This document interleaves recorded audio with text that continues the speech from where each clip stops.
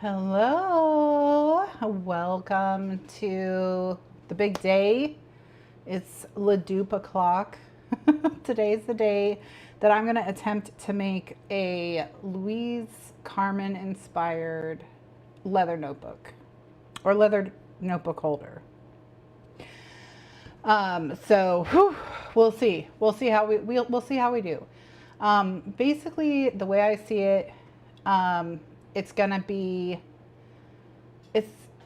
this could be a short stream if I don't melt down. Okay, so let's hope for a short stream, no meltdown.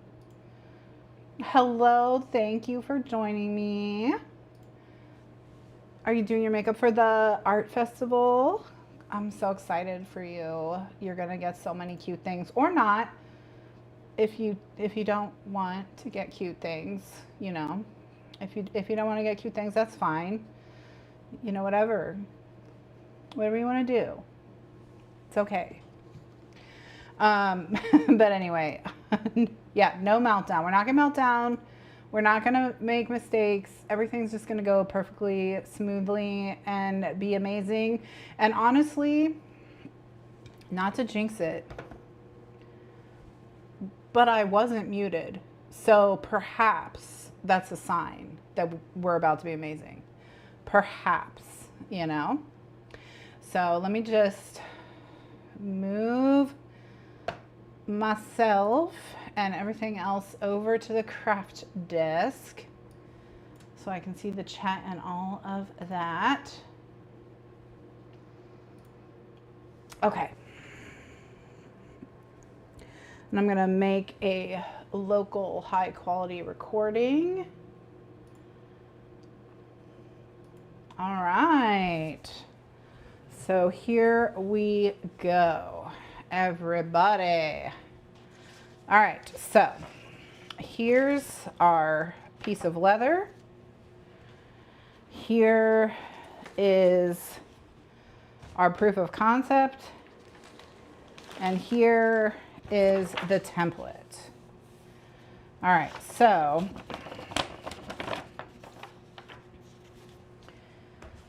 if I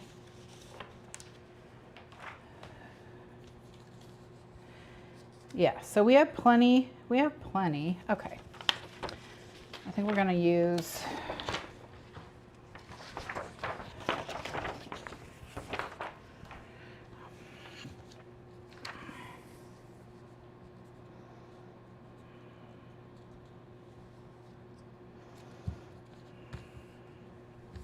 all right, so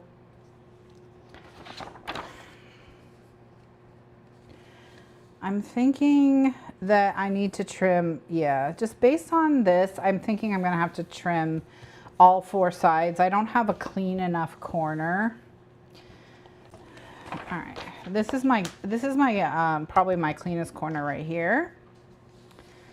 So even so, yeah, see how if I'm straight on the bottom, I'm not straight on the side. So I'm gonna have to cut all four sides. So one thing that I need to pay attention to when I'm cutting is that I can see the yellow all the way around. Otherwise, I might miss an edge. All right, so I'm also gonna use these weights to help me hold down the leather.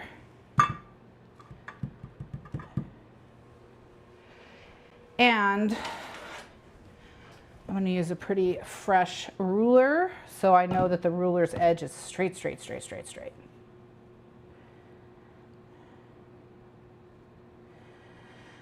All right, let's make our first cut. Everyone hold your breath and try not to throw up.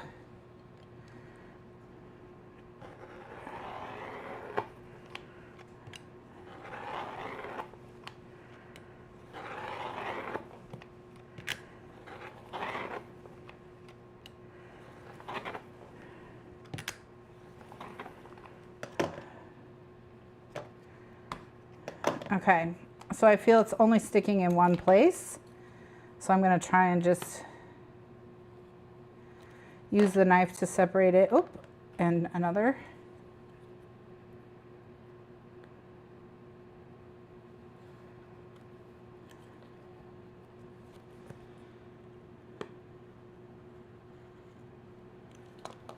All right, we've got edge number 1.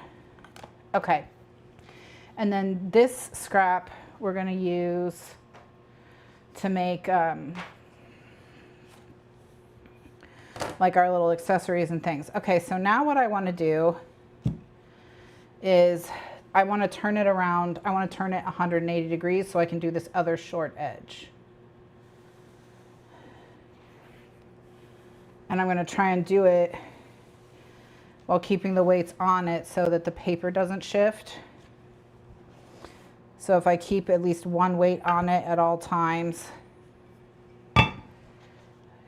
you know, that should help. Okay, so now I can come back. No, let me do this long edge first. Let me change my mind.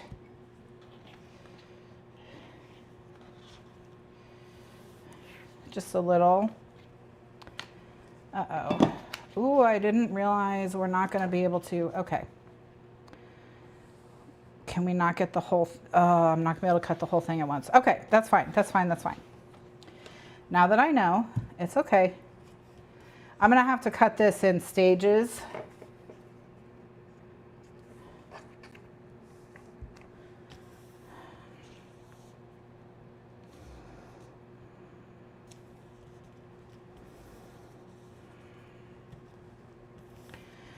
All right, so I'm now gonna move my weights to the side here. I think they might even over there be too, yeah. Oh, I'm just gonna have to hold it with my hand. Okay, that's fine.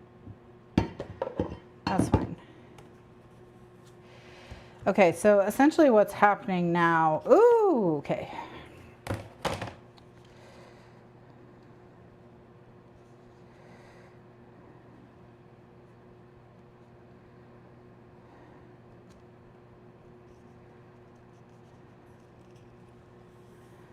All right.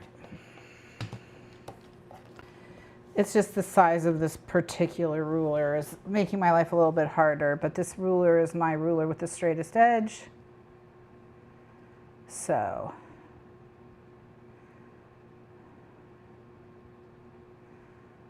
okay.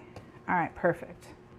So I'm just gonna turn my arm upside down so that I can lean forward and put my weight onto this part of my arm right here. So I'm not on my elbow, I'm on like this part of my arm bone, but like not the bone, but like on the back, on that muscle there. This muscle right here.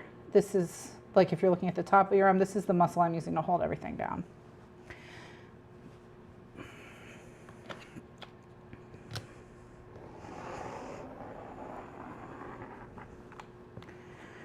All right.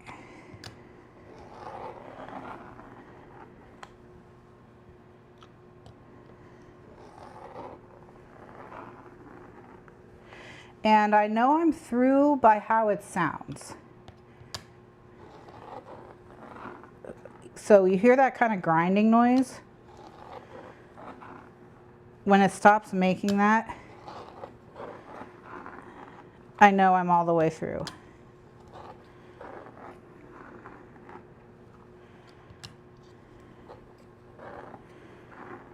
See how you're hearing it less and less?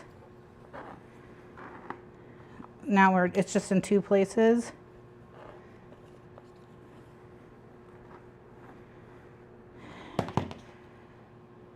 All right, we're all the way through.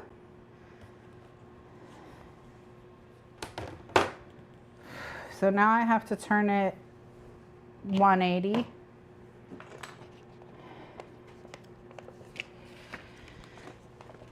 Okay, and this is gonna be a little, you know what, I'm not gonna turn it 180. How do I wanna do this? Maybe I just wanna let it fall off. Yeah. I'm gonna, because I'm right-handed, if I turn it 180, it's just gonna be much more difficult to cut. So what I'm gonna do is let some of it fall off the table. Okay, so I've dragged it back, so half of it is now hanging off the table.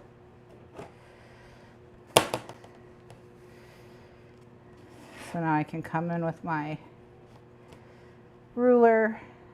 I'm going to line my ruler up with what I've already cut for the most part. And then I'm going to go. All right.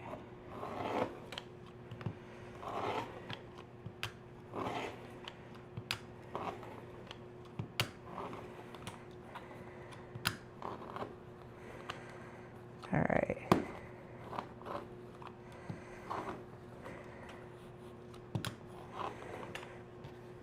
Okay, I can feel there's an area with a little bit of a problem right here. Just gonna clean it with a knife.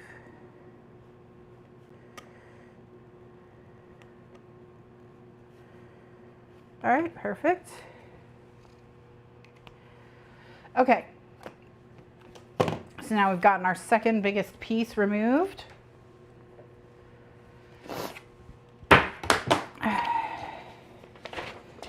So these are the two edges that have been cut. So we just need to cut those two up there. I'm gonna do the short one next, and then we'll finish with the last long edge.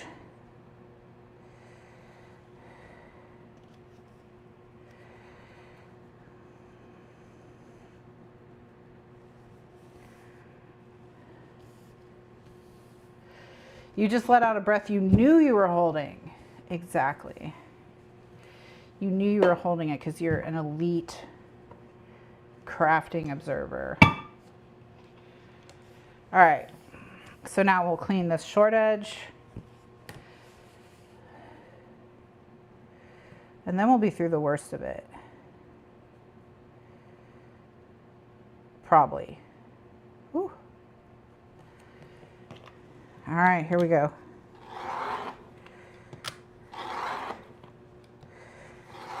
With this one, I'm not leaning on the ruler because look how clean that came off. I'm not leaning on the ruler because these are what are holding the paper to the leather, so I don't need to use my extra body weight. All right, last piece.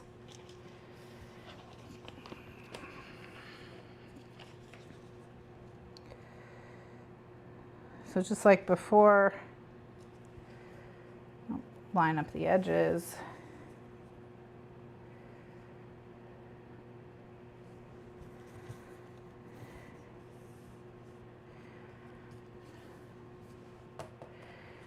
And then come in.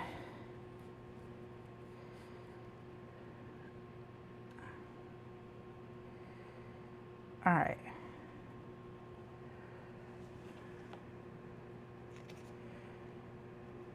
And then once the ruler's stuck to the paper, I can make adjustments by moving the paper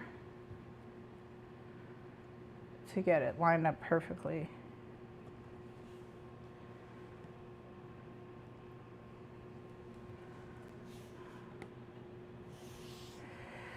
Okay, here we go, last one.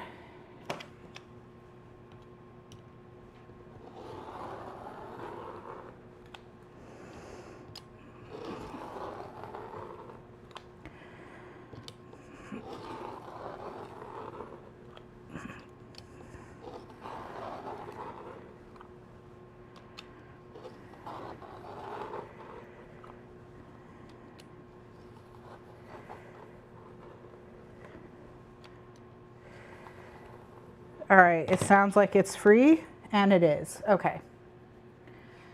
All right.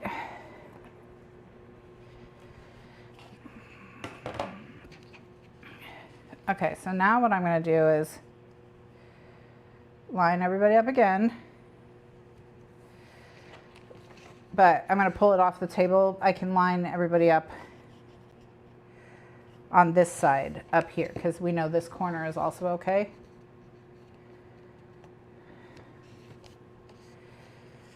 Yep, Yep, yep.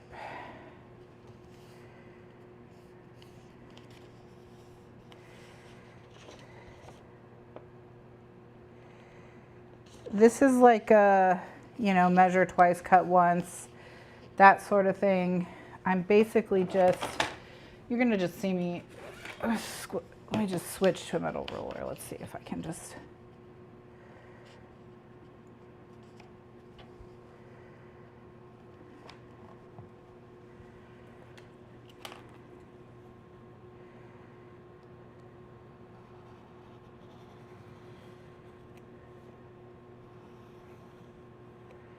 I think I'm, yeah, okay. Woo! All right.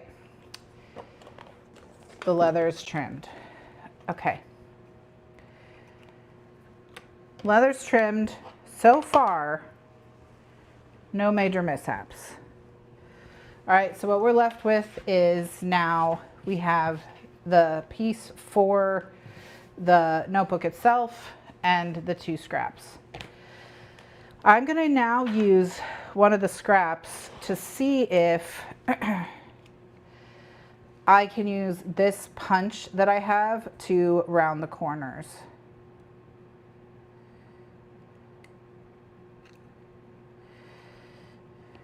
I don't think so. Yeah, I thought there, oop, okay. I don't think I have enough hand strength.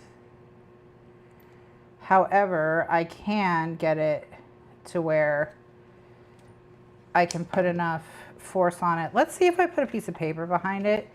Sometimes putting a piece of paper behind something that's not rigid can improve the ability to chomp its corner. So let's try.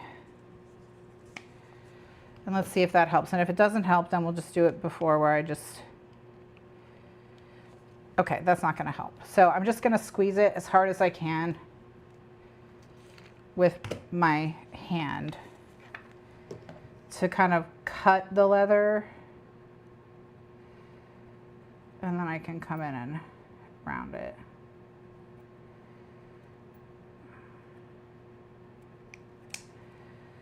All right. So then we'll have rounded corners. Now I don't love it. So here's what I think I'm gonna do instead. I think I'm gonna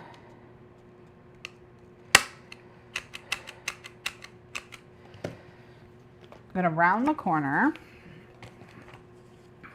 and then I'm gonna scratch it onto the leather. Okay.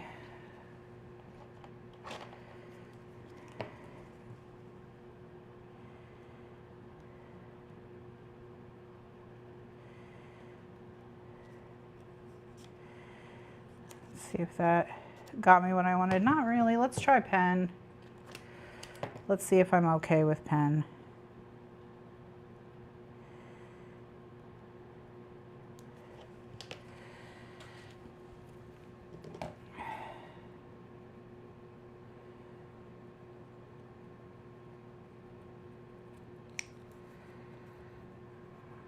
Yeah. All right, let's try one more time to just do it with strength.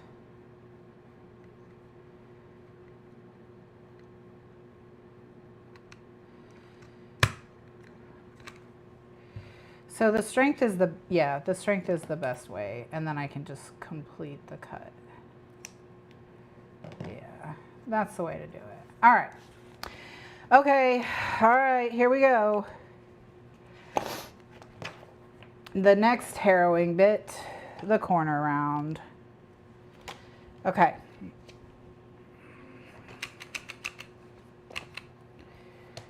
know what I'm gonna do? I'm just gonna empty this really quickly. Nope, I'm not gonna empty it really quickly. Just kidding. Okay. Ooh, I wonder if I'm gonna turn it over. I'm just curious if I wonder if I turned it to the other side. I'm gonna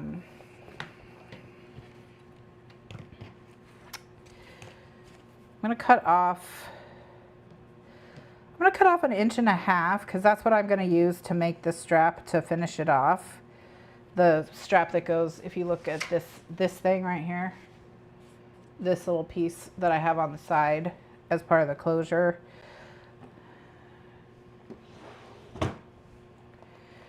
So let's try 1.5 inches.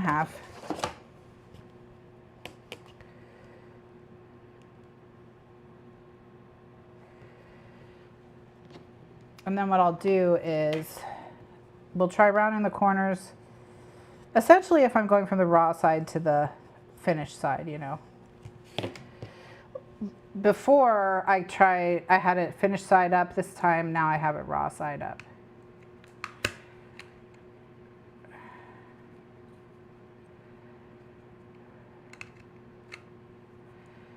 Okay, interesting, interesting.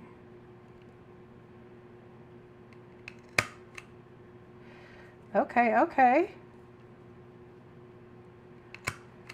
Ooh. Ooh, we got a totally clean cut by going one direction then the other.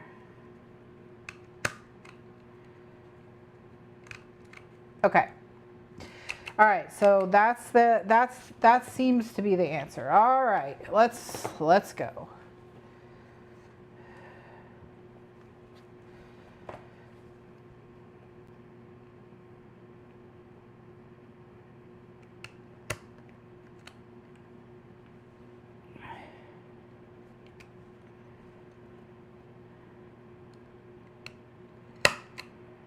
Okay, I'm just gonna go until I hear that sound of the blades closing against each other, even if it doesn't cut all the way through.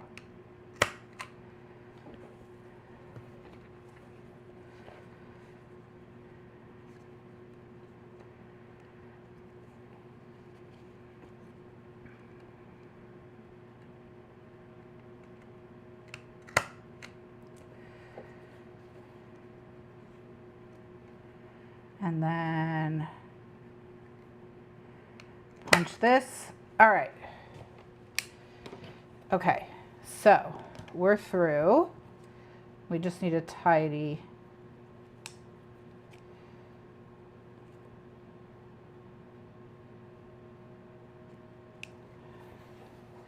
Hello, Erin, welcome.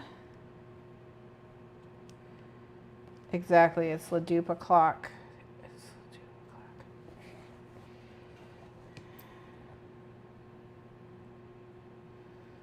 All right. So now we've got our corners rounded. Okay, now we've got our corners rounded. We're gonna do a quick desk tidy and bring the template back and start working on the template.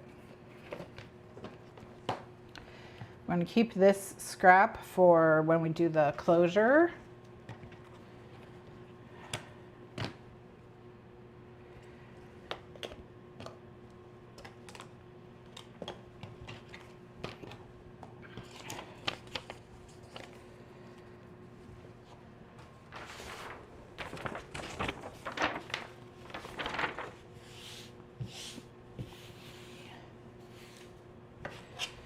All right, now,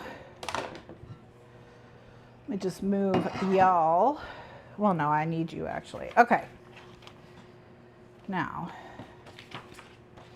this is the front of the template. Okay, so it goes like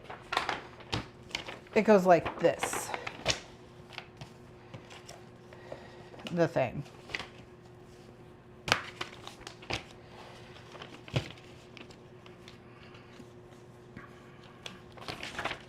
So at this point, this is front right side up.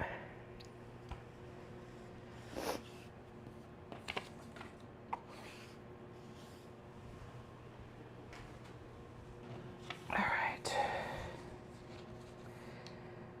So what I'm going to do is get my template all lined up.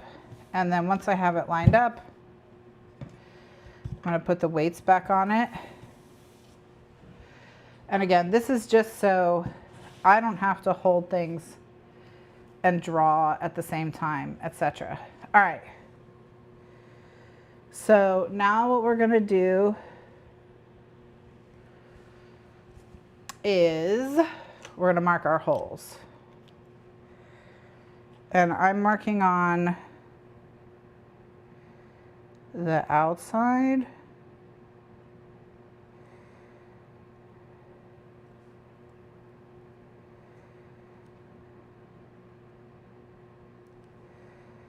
And I've got 12 holes total. 6 at the top, 6 at the bottom.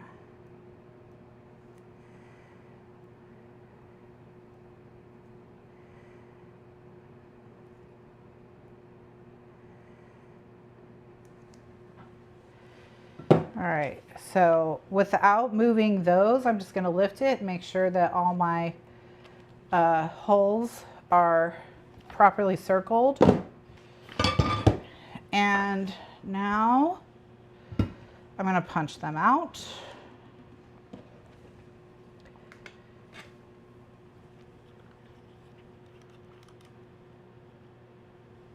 I think I'm going to use my long reach hole punch for this.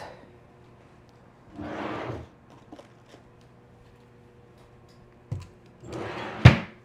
right, and it's, whew, okay. This is another area where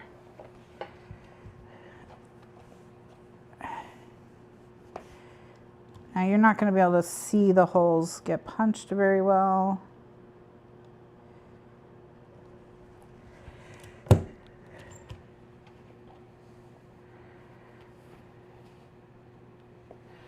All right, and this did not go all the way through, which is okay. I'm just gonna cut it off, because the eyelet, when we put the eyelets in, will clean up whatever, you know.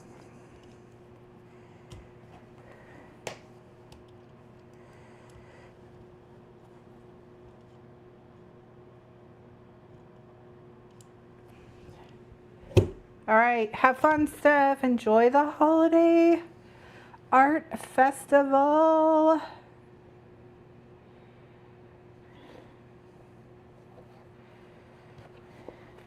The main thing with this is I just want to make sure I don't accidentally punch through 2 layers at once.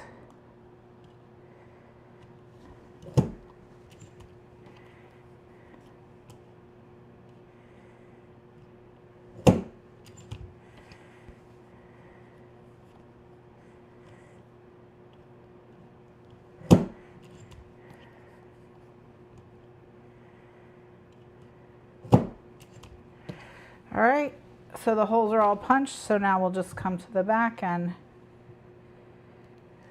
do any cleanup we need to do. All right.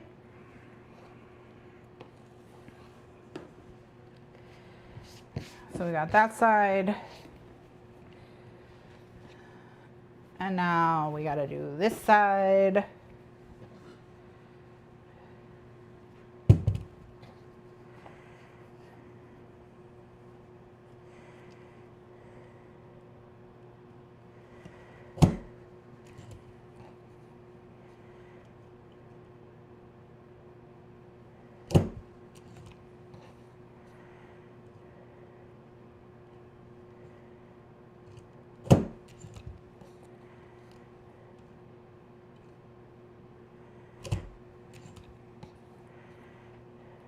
And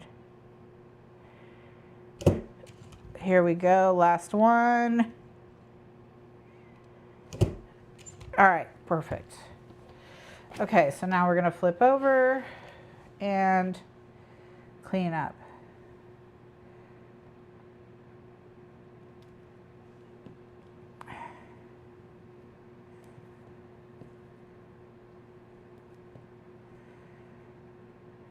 Okay. All right, so this thing is also going to set my eyelets. So I'm just going to leave it out. And I went and screenshotted the manufacturer's eyelet settings earlier so I could see what they recommended for this size eyelet and washer, and they recommend letter C number 4. So what they're talking about is these dials. Okay, so I have it on 4 and I have it on C. So C4 was the combination that I found worked the best in my testing. So it's affirming that C4 is what they recommend for the type of eyelet I'm using. All right. Okay, this is the hardest part.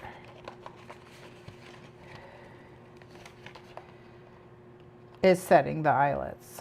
So, at least for me. I mean, you know, it's not going to be the hardest part for everyone, but C4 explosions. All right, so there's my little bag of washers, and here's my little bag of eyelets. And then we're just gonna, oh, look how clean and cute.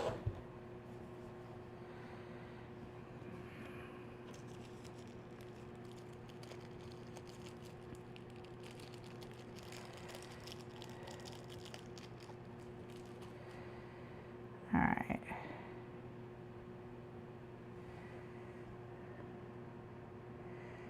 So I'm just gonna set the washer on the little stand, and then this kind of comes in and hooks up under here. I forgot that I need to, ooh. I have to switch it out of punching mode into setting mode.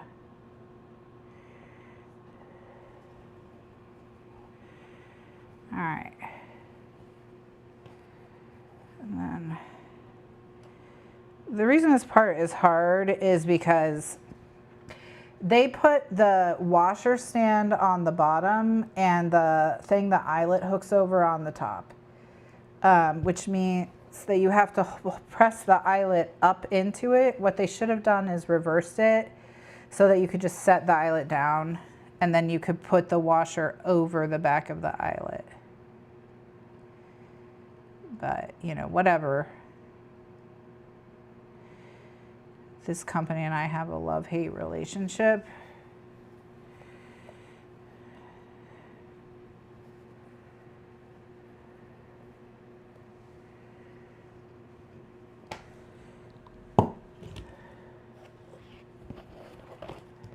Okay, so the washer didn't go around it, so I'm just gonna pull, very carefully pull the eyelet out.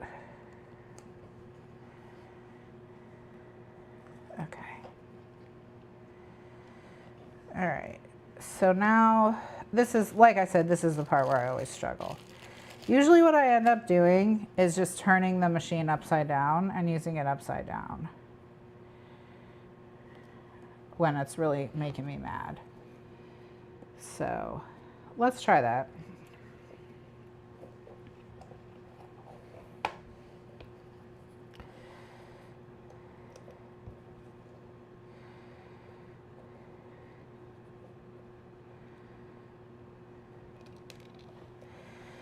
Oh.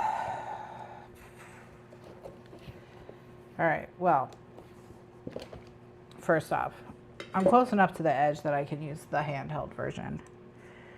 So let's do that. Let's work a little smarter.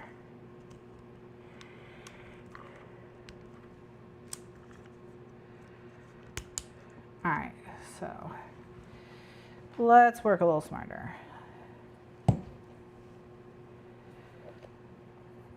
At least on this first row, I can use this guy.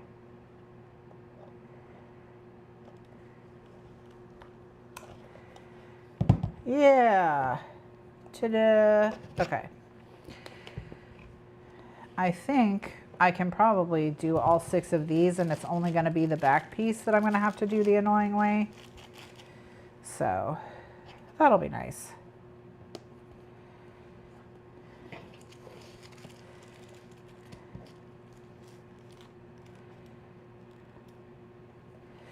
And I'm working with itty bitty little guys.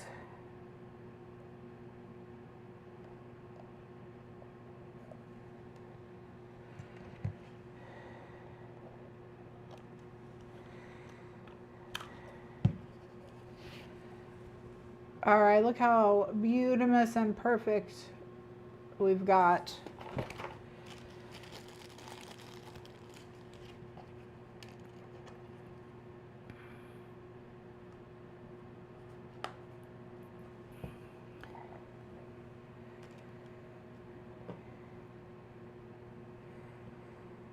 All right, here we go. Next one.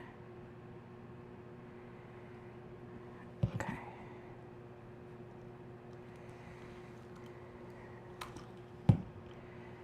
Lovely.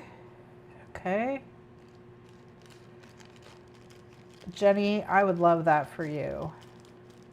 I would love that. I think you would have such a fun time talking people through their options, picking out everything. They do special after hours one-on-one stuff for social media. I bet that's really quite nice because you're just like one-on-one working with a person.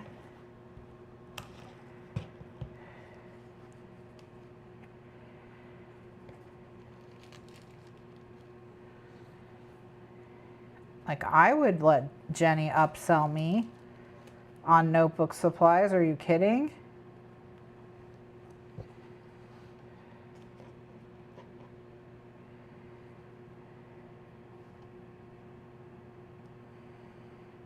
All right.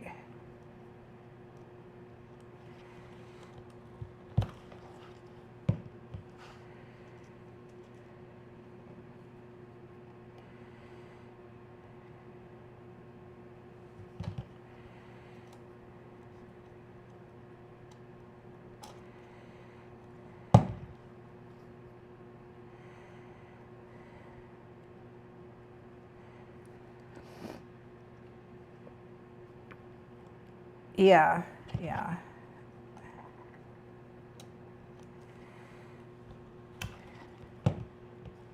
All right. Oh, one side done. One side done.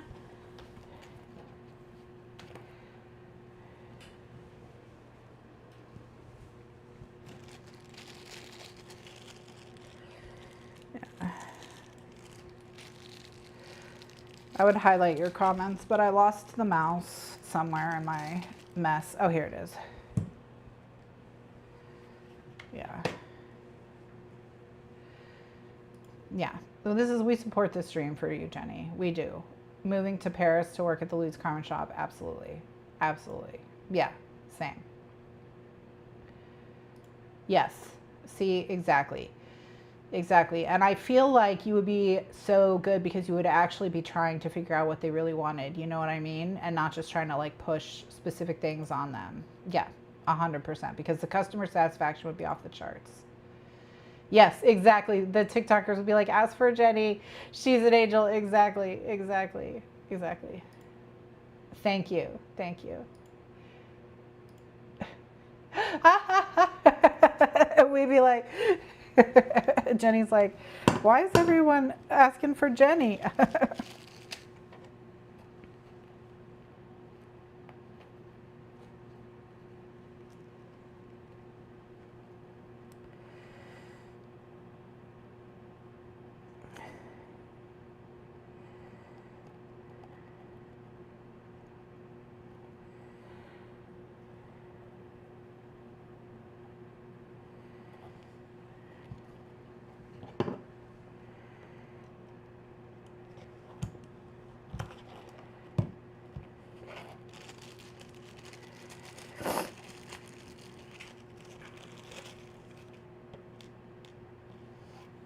All right, so now Jenny, you use Traveler, right? Or Midori? Traveler, right?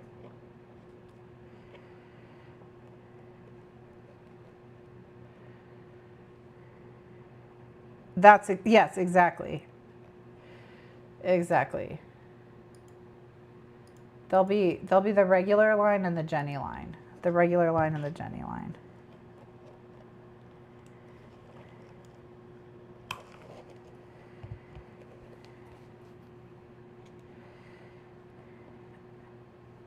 And then Jenny will fly in to get custom from Jenny, and it'll be like a K-pop, a little K-pop moment for Jenny, and then for Jenny it'll be like meeting a notebook star. They'll both be starstruck. Okay.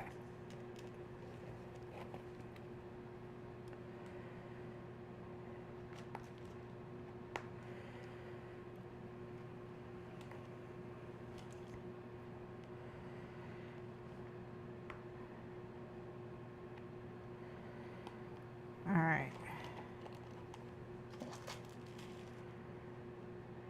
Yes, exactly. Jenny X, Jenny Ruby Rose Journal Club. Collab, yes. Yes.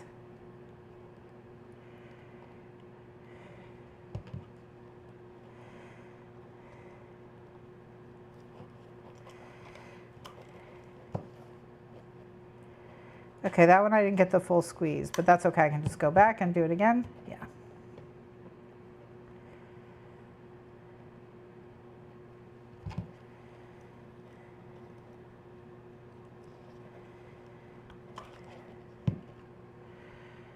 All right, last one of these, and we have 2 more for the back and 2 more for the front, or 2, and then the 4 for the strap.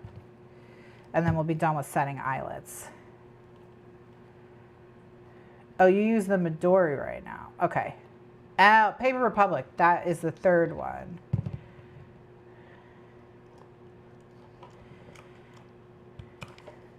Okay. Oh,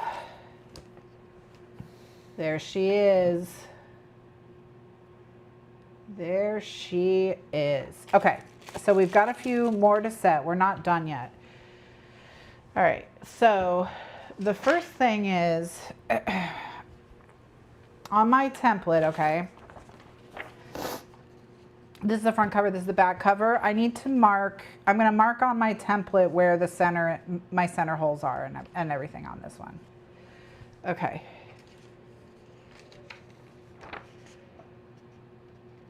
What was I reading? Using the Midori right now. Had the Paper Republic that came with my journal. Might explore other size options because the Midori does hang out over my Paper Republic cover.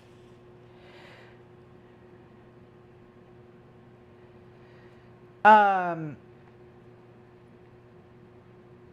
okay. Erin just finished her book. I was like, what was I reading? I don't know.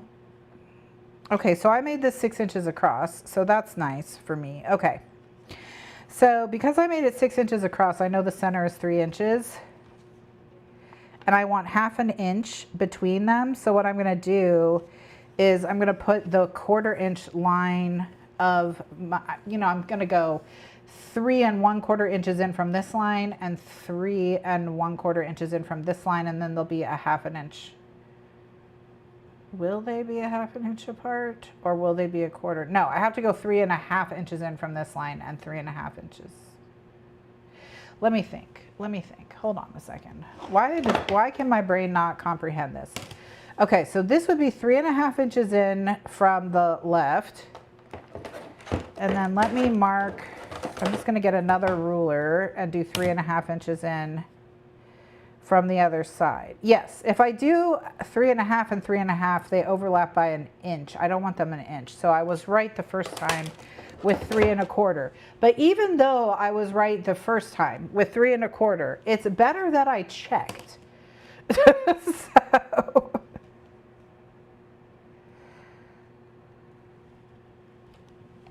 So all I'm going to do is make a pencil line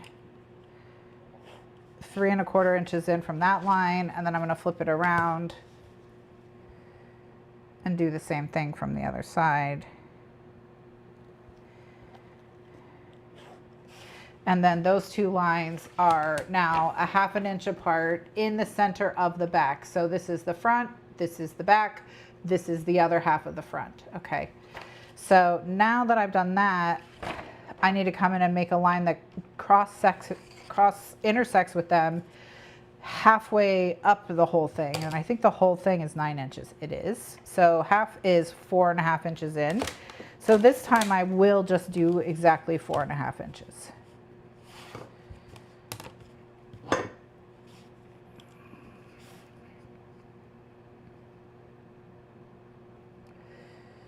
And you'll notice that my ruler has 2 sets of measurements. There's a white set and a black set. That's so that you can easily see it whether you're working on something light colored or dark colored. So there's no difference. It's just what direction I hold them. So for crafting, I do recommend rulers that have black and white markings like this because it makes your life a lot easier.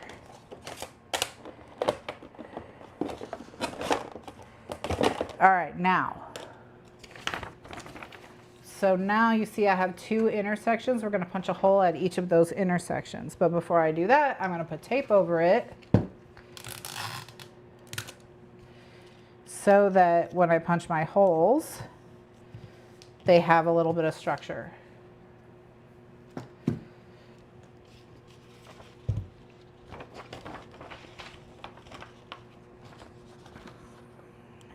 Oh, and I have to move this back into the hole punching mode.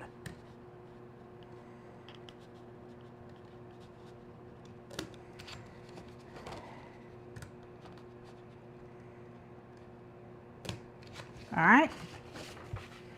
So now that I have those, I'm going to come back over and line this up. Oops. And one of them didn't punch all the way.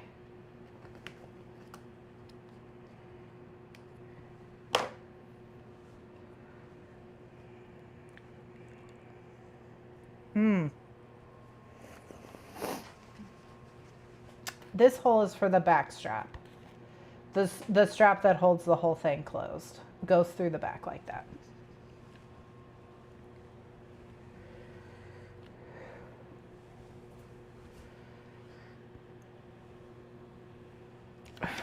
All right. So now we're gonna make sure that I've got, you know, everybody lined up properly.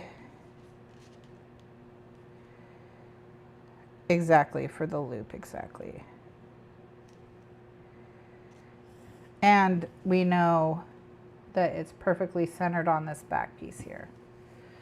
All right, so now I'm just gonna come in with my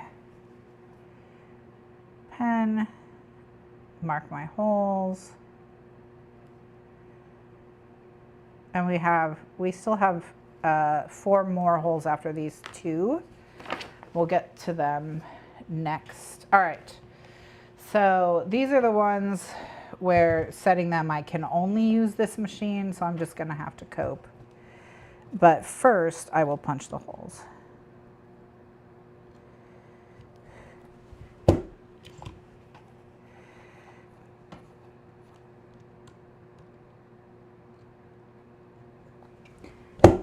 All right.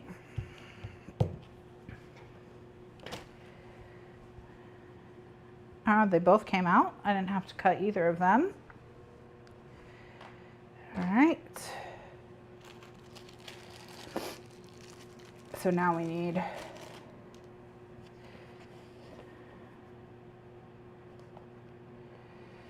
and I think what I'm going to do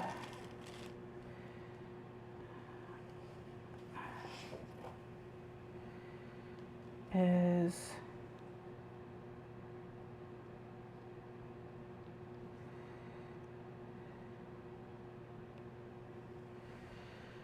all right, so I've got that just set in the correct spot. So now I'm gonna hold this upside down. I'm going to put my thumb in here so that I can use it upside down. And this is my most injured hand, my most arthritic hand, and the hand with the weakest grip strength. So here we go.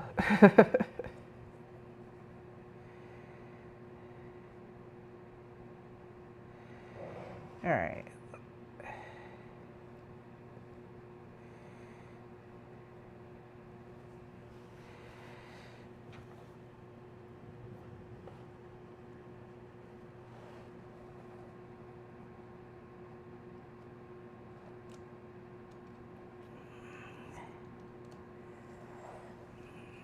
Why can I not?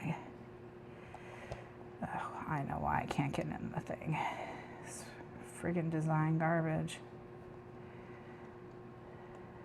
All right, I feel like I'm in the general area, perhaps. Yeah. Okay, I've got it enough that I think I can now flip it over and use it correctly. No, it feels pretty weak. Let's try again.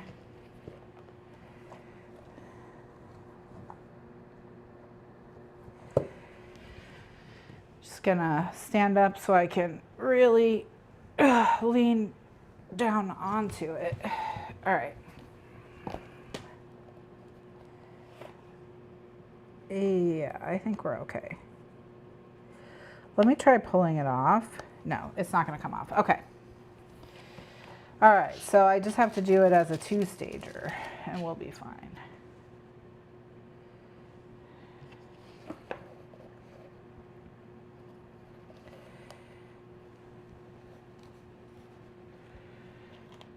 And this is just like a quirk of the tool, you know, just how it's made.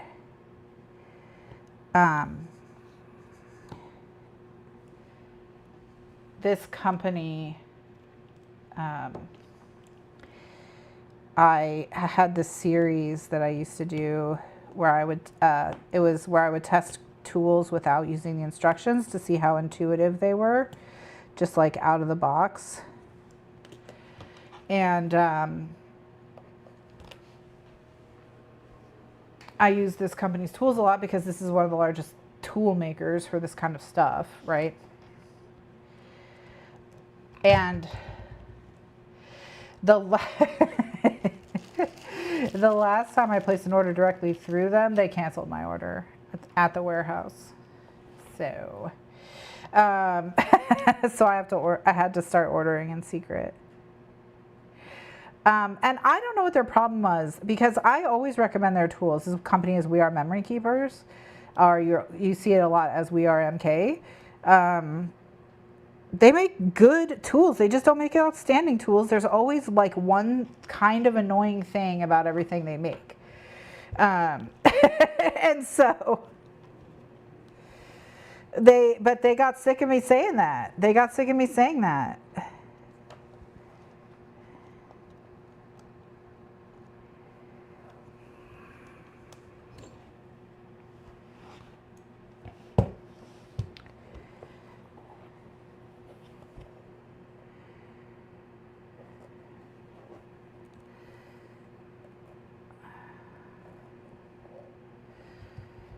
Let me see if I can tape it. Just tape it on here, just temporarily.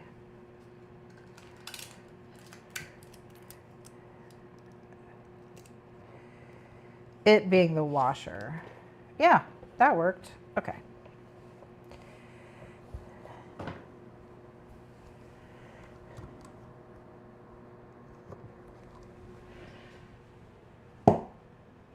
Okay.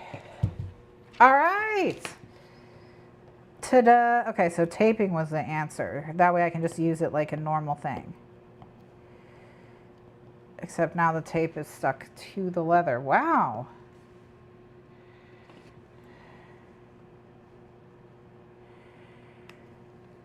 Okay, maybe tape was not the answer. All right, we're good. That was kind of crazy. Okay, so all right, that's all the eyelets on the notebook itself. So that's how it looks. Okay, I'm gonna set the notebook to the side and grab the closure guy. So this is the piece that I want to use for here to close it. And it's the same. It was a little bit bigger before, but that's okay. So now I want to do two holes that are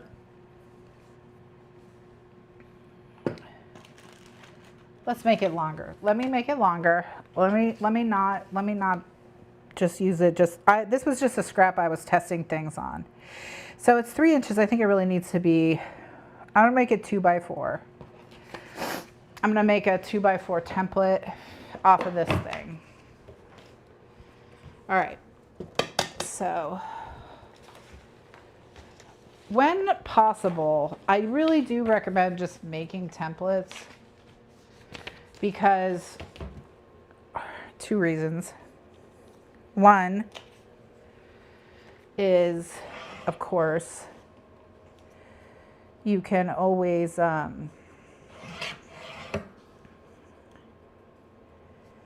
reuse them if you want to make more of the thing. So especially if you see yourself making a lot of whatever it is you're making, but also then you're not doing the math and making mistakes directly on your piece. All right, so there's a 2 by 4 inch strap. So now what I want to do is a 1/2 inch in. I'm going to draw a line.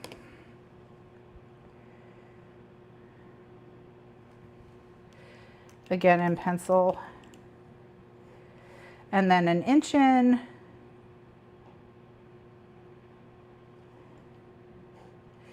Both sides.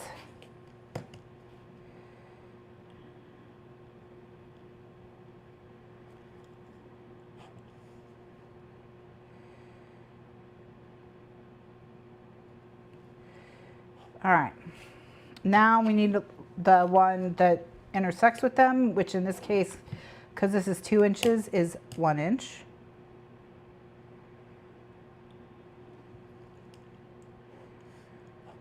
So I have something that looks like this, the 2 H's, and now anywhere there's an intersection of pencil, I'm going to punch a hole.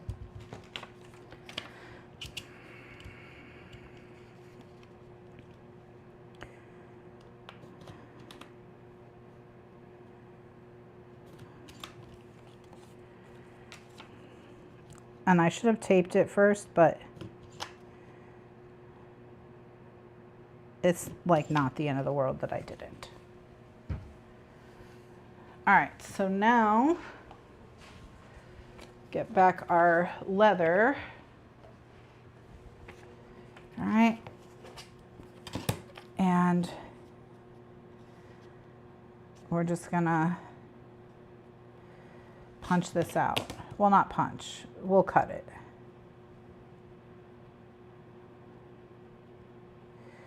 This is gonna be bigger than the one I did before, but I do think I want it to be bigger, and that's just like me visually. I'm just interested in it being bigger. All right, so I did my first cut, and now I'm gonna do my second cut.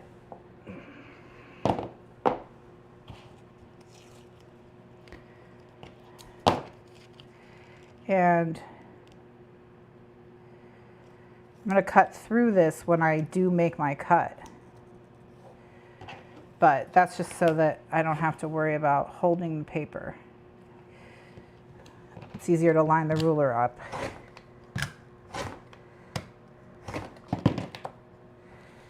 All right, and then it's not stuck to this piece, it's only stuck to the scrap. Okay, now what we can do is mark these holes.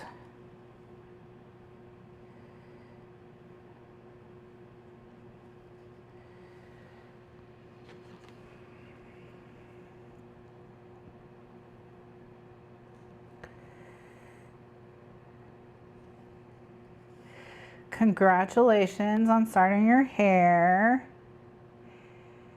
Do you have a lot to do today, or are you mostly resetting and vibing?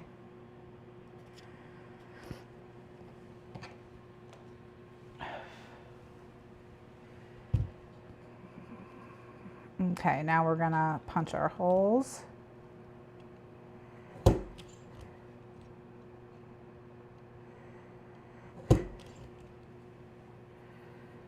Yeah, exactly. This is really it. Because all your mistakes are made on paper when you make templates. So even though it seems like it took, like I knew exactly what I needed to do on this. I could have marked these holes on the leather itself, but if I didn't like the look of this, if I was like, oh no, that's quite a bit bigger than I was planning, blah, blah, whatever, it gives me the opportunity to make changes.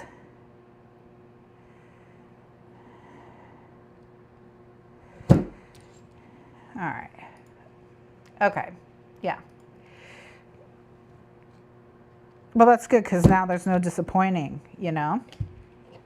All right. Okay. So now we just have to set these, and we thankfully don't have to use the big one. I don't think. Nah. I think we can do it. I think we can do it with the small one. However, oh, here they are. I was like, I do seem to have lost the eyelets.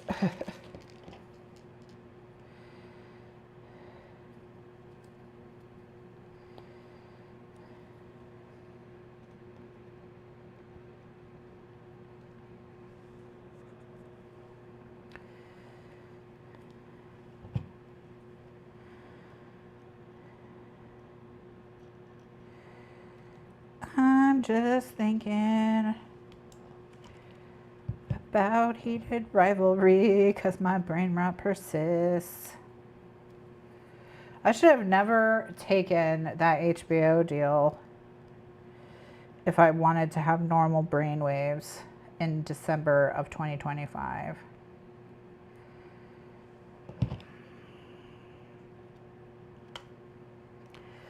Who knew?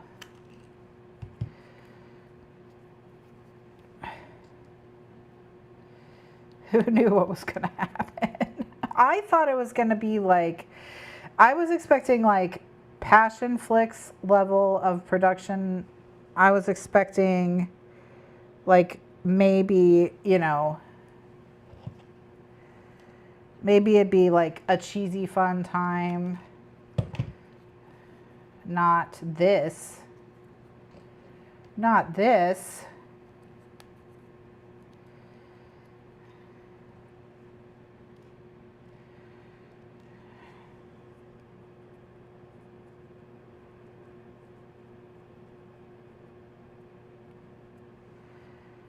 All right.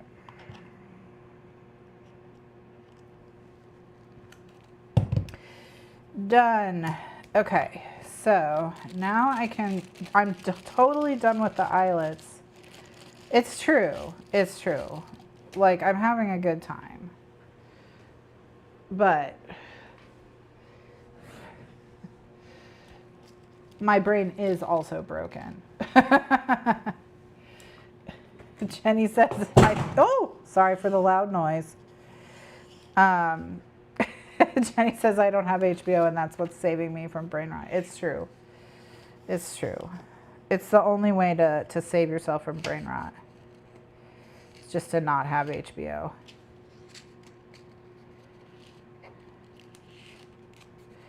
All right.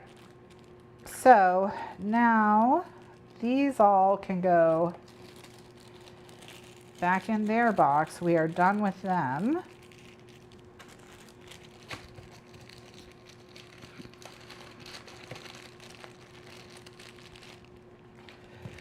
All right, now the next thing I'm gonna do is we're gonna round the corners of, well, no, I need to pick up the thing I threw on the floor so I don't forget that I threw something on the floor and step on it later, break the arch of my foot or whatever. You know how it goes. I support you doing your hair sitting down. Back when I had way more hair, I did it sitting down.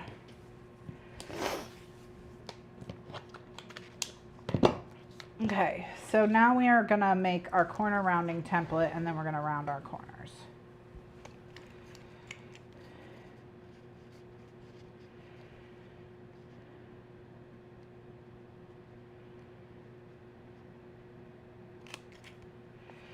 All right, so I've put that corner round there, and now I'm just gonna, wow. I'm gonna do something I don't necessarily recommend. I'm just gonna hold it taut and cut.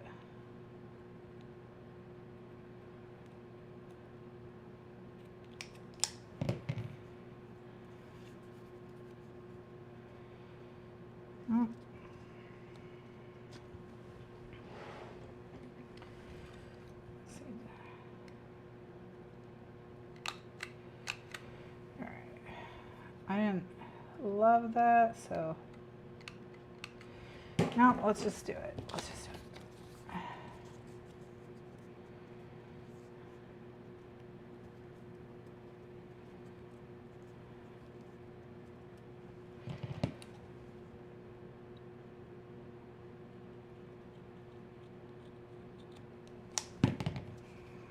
Okay, yeah, that's better. There's a little more friction between the paper and the leather on the opposite side, so the paper is sticking to the leather better, and I'm getting a cleaner cut.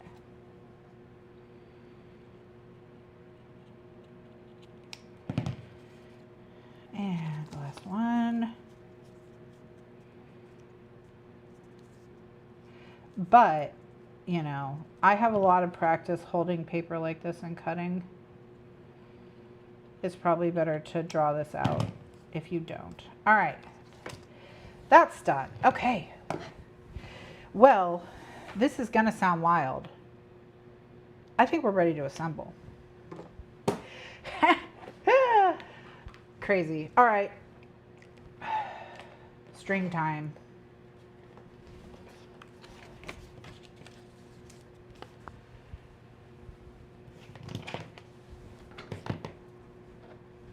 Okay. String time. Now we're going to do another little mini tidy. And I do these little mini tidies because it gives me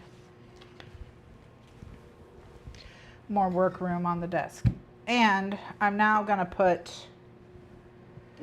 the weights coming back because we're going to use it to kind of hold it flat while we string.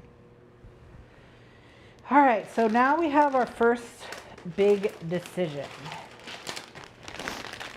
Color.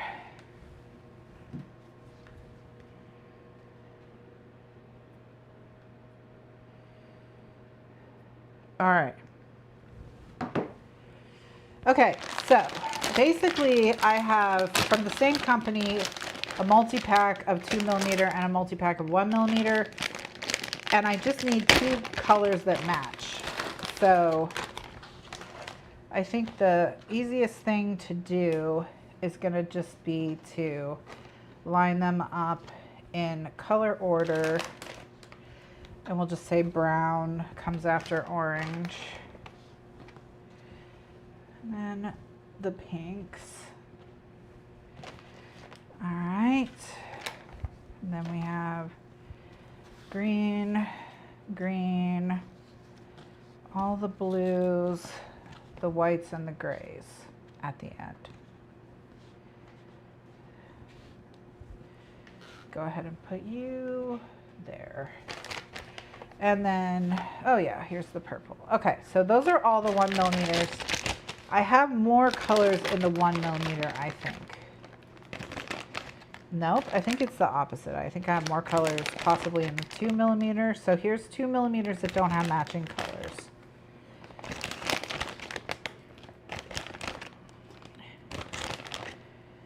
Ooh, we don't have an exact match.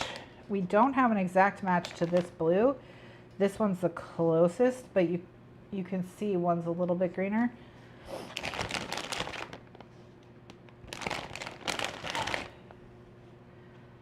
Look at these pinks. These two right here especially.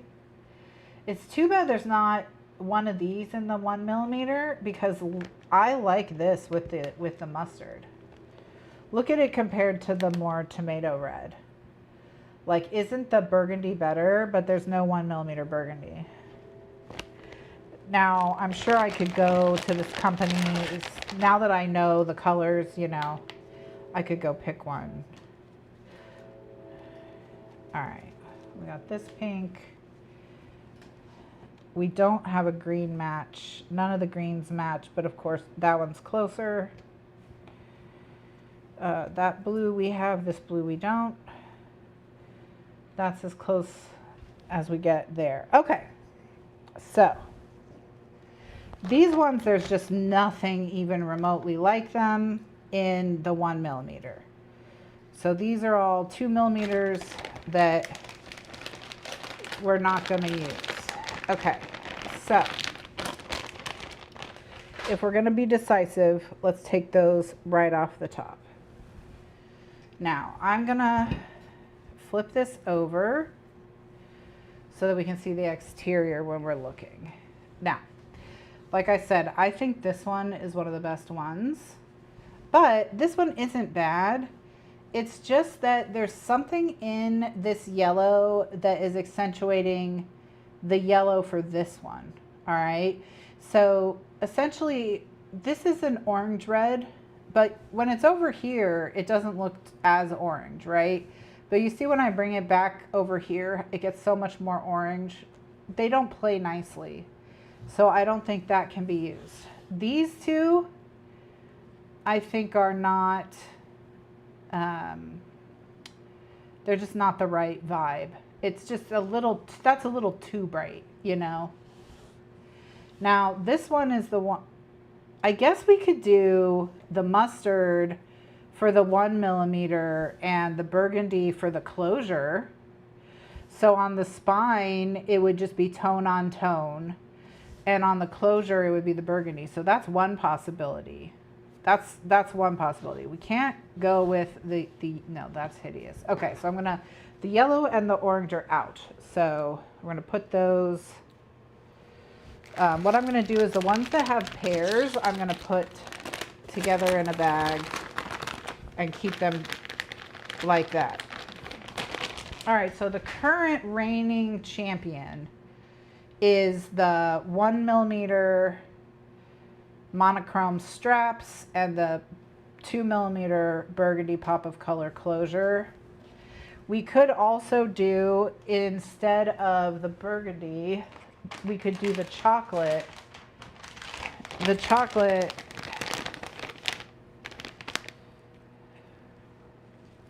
it's a bit boring, I feel. The chocolate compared to the burgundy. Yeah. All right, let's try 1mm of chocolate with burgundy.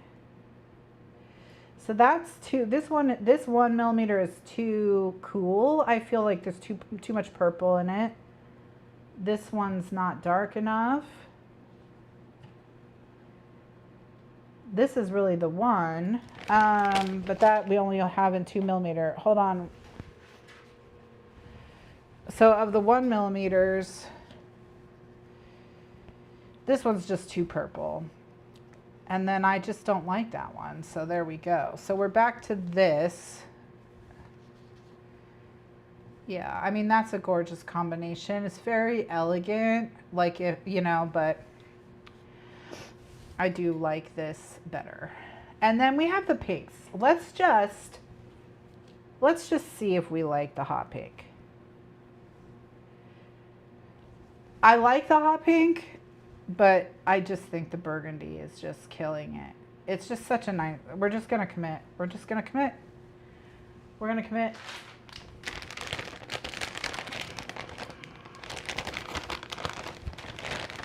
All right.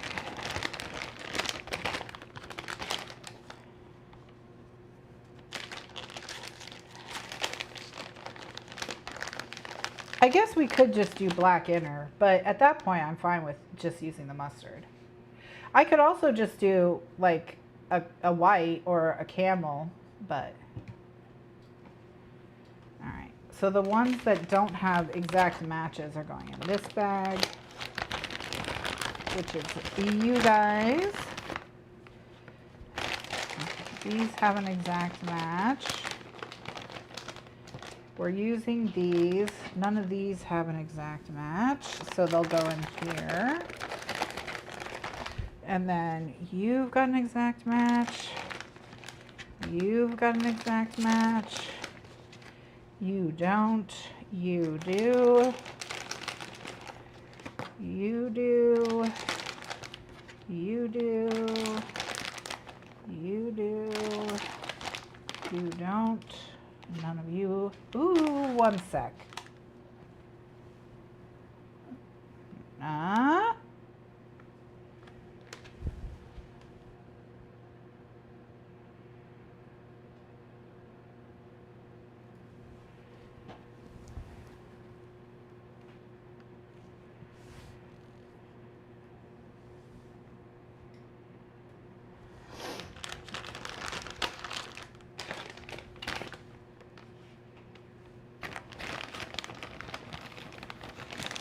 Yeah, if the pinks were a bit more magenta, more of like a true magenta, that would have helped for sure.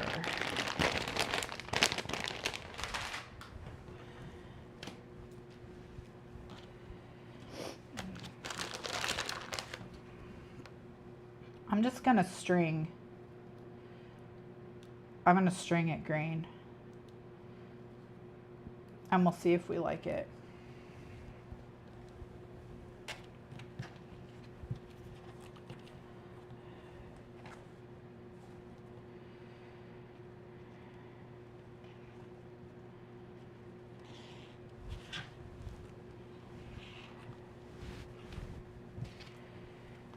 And I'm just going to string it with one strand.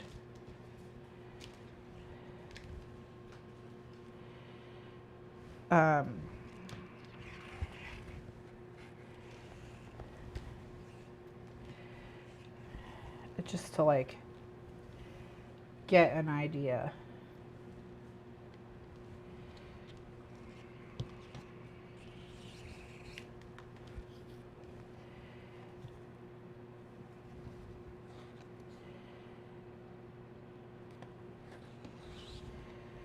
Okay.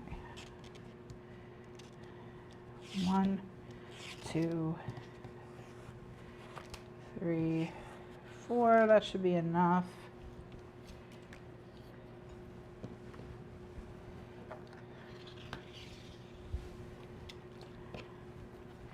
We're just going to get an idea of how we like the olive on the outside.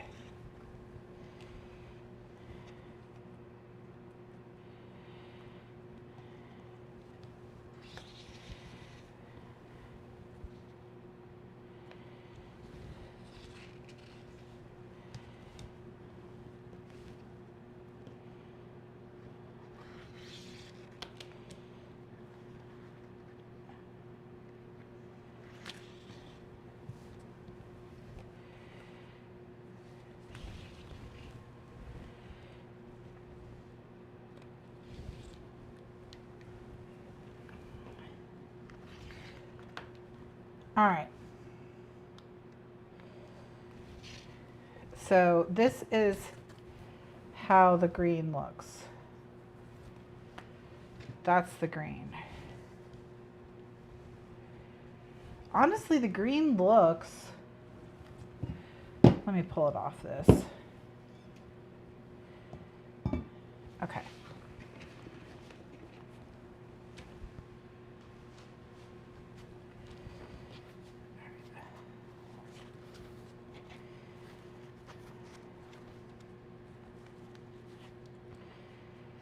Okay, so here's how it looks on the side with the green and then with the burgundy around.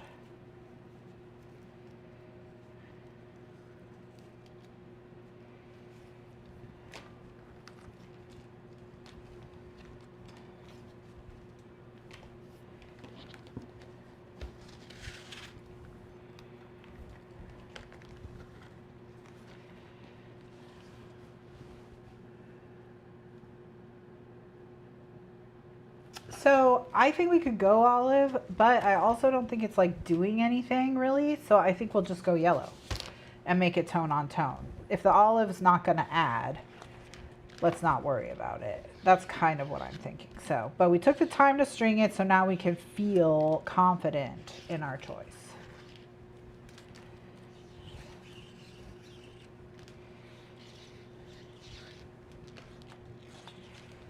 All right.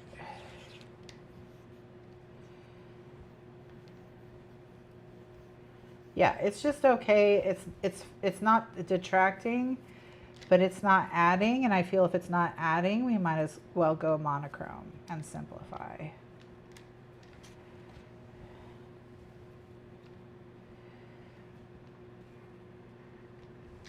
And this is what you do in the store that's so fun, is they like have all the things, and they have like the leather, and it's both distressed and not distressed like versions.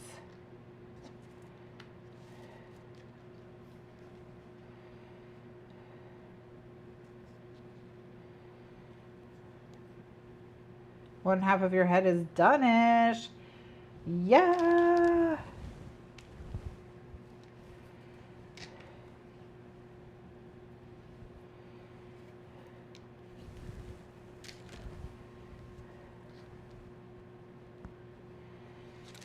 Ugh.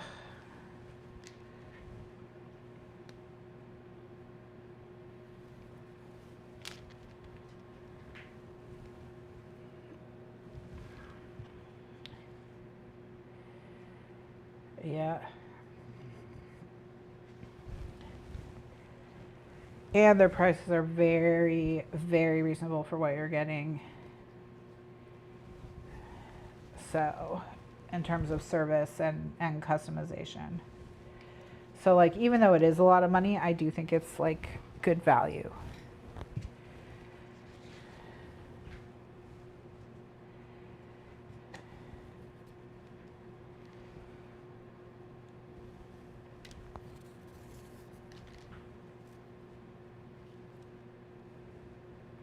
Okay. This is just something elastic does, snarl like this. I don't know why it hates me. Well, I know why it snarls. It's because it has a lot of texture, so it has a lot of friction and a lot of places to get stuck to itself. All right.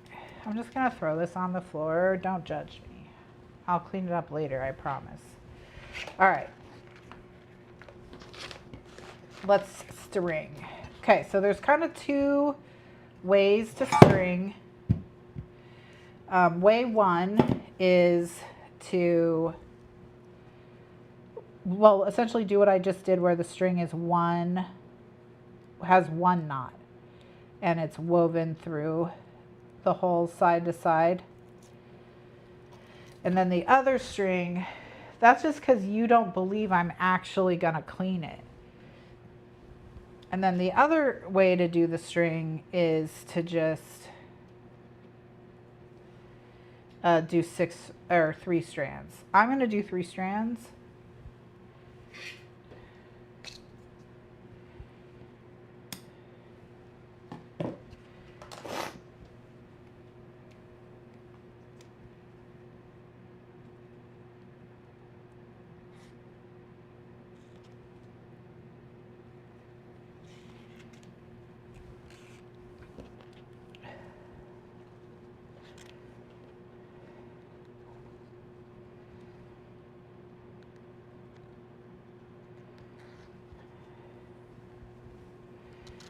All right, then we gotta tie it in a knot.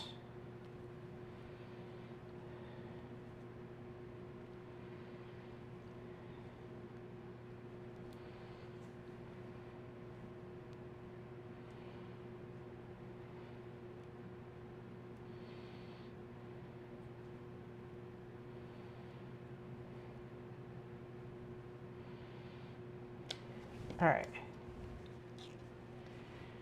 And I think my string might be, I might have tied my knot too close to the end. Yeah.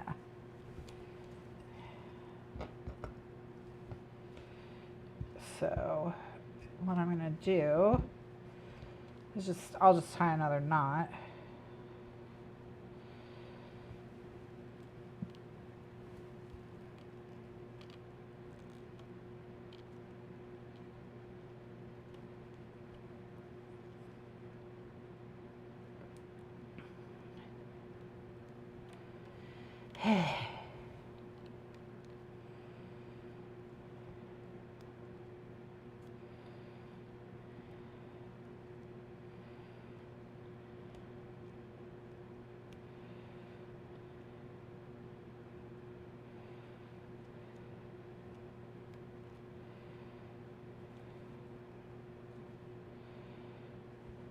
All right, and then I'll cut off the first knot. And then let's see. Nope, we need to cut. Good grief. Okay.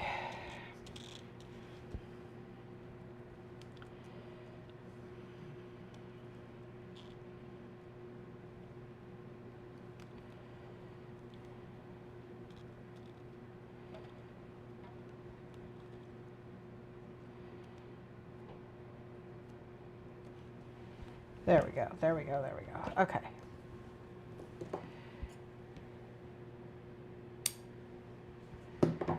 Yeah. Well, basically, we just want it to stay taut once it's cut.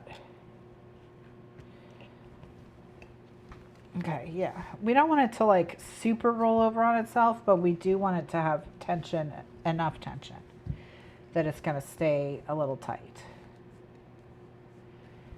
All right. Okay, so that's that. Strand one.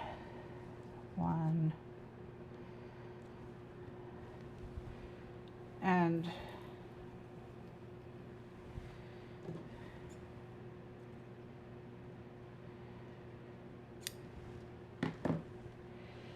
let's do it again.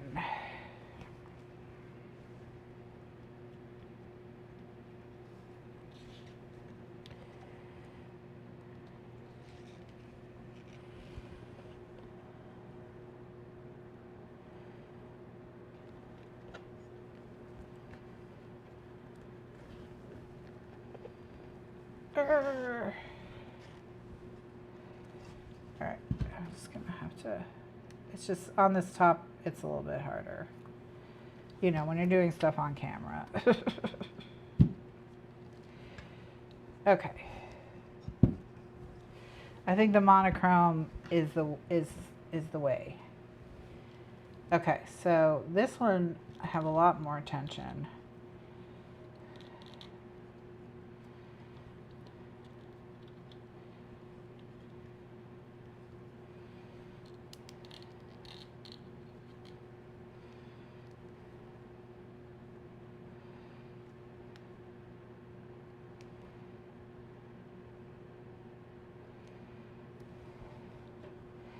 All right, and then, yeah, it's snapping, so I think I'm okay. It's under tension, I can feel it. Perfect. All right, one.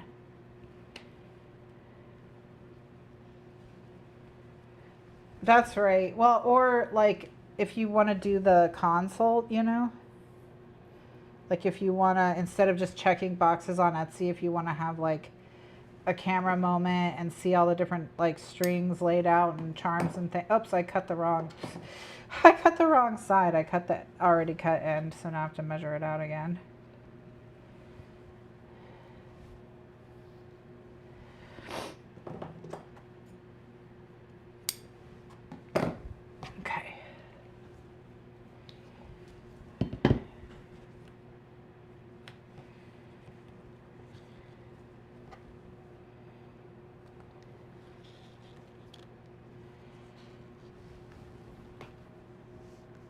Because wouldn't that be fun to just like have the, I mean, it would be over Zoom or whatever, but still, to still get to have the consult.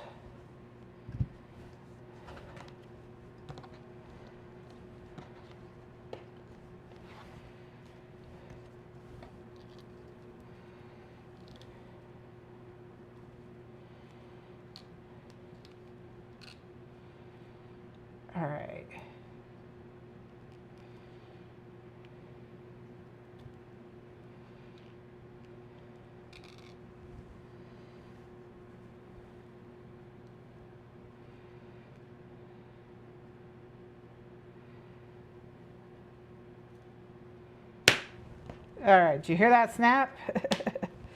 I think we're under tension.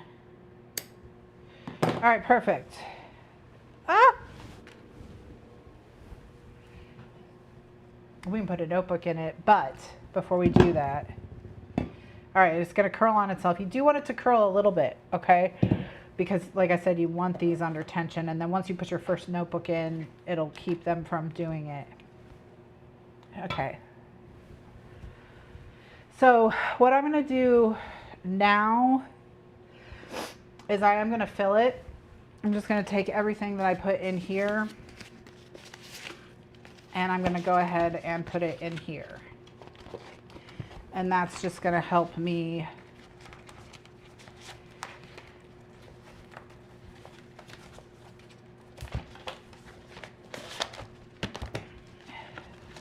and then Jenny, to answer your question, I know you asked it a while ago, but yeah, my plan is I'm going to probably use a combination of custom notebooks I make myself and like anything I see from, I deliberately made this big enough that it'll hold Hobonichi, Midori, anything half sheet or smaller, essentially, half letter or smaller, which is that A5 and smaller?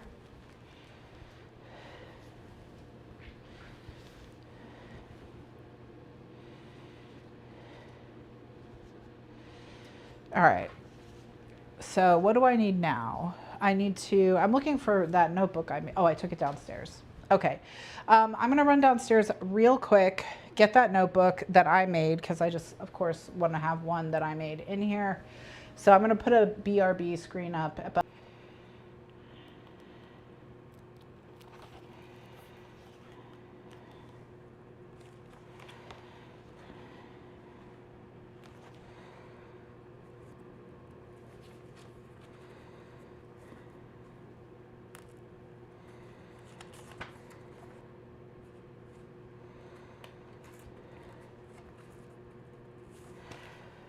All right, and then here's another. This is the Rode Wireless Pro. It is a finicky little guy. I'm not gonna lie. Not gonna lie, it's a finicky little guy. Okay, all right, so we got stuff and things. Then we're gonna put our pen case. Okay, so that's string 1 and string 2. So we can now do string 3. Let's put this, we'll put this back in. This is the instruction manual to my chair. Okay, so that's string 2 and 3. And then, oh, I know what we can do. I got another pencil case to try. So let's try it.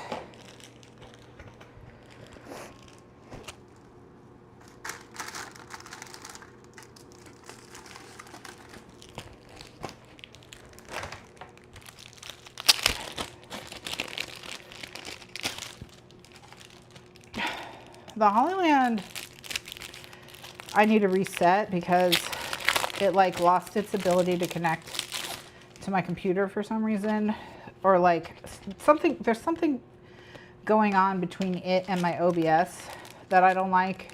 I don't know how to describe it, but the Hollyland is always just working weird. All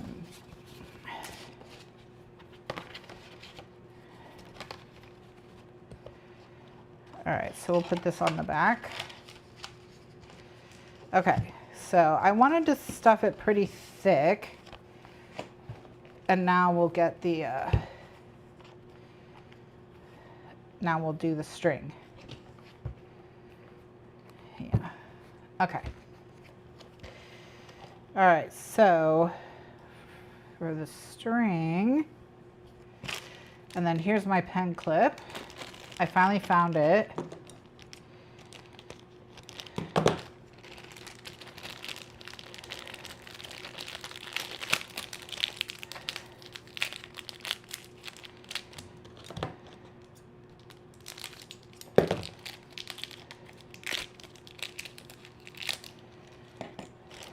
And this just clips on probably like the back cover of a book or something.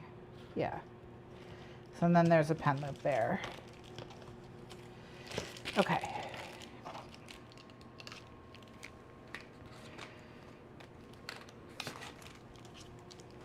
All right, now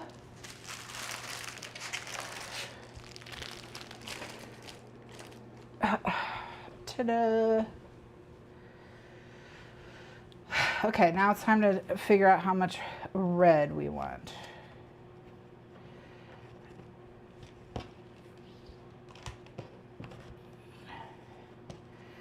And I really just think we want to just be able to go around it. So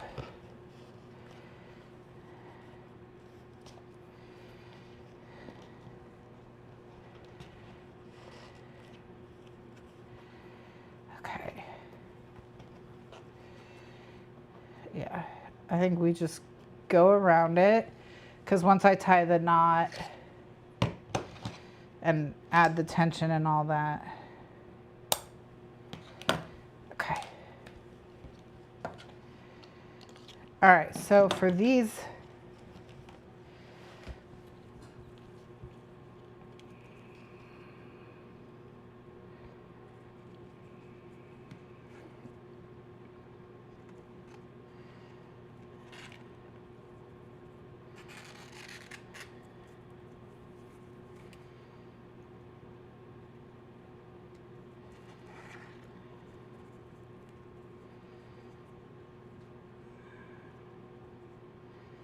all right, give me 1 second.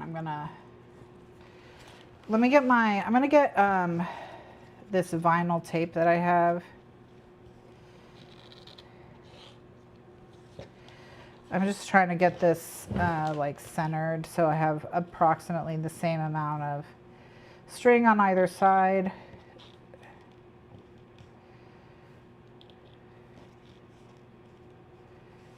Yeah, okay.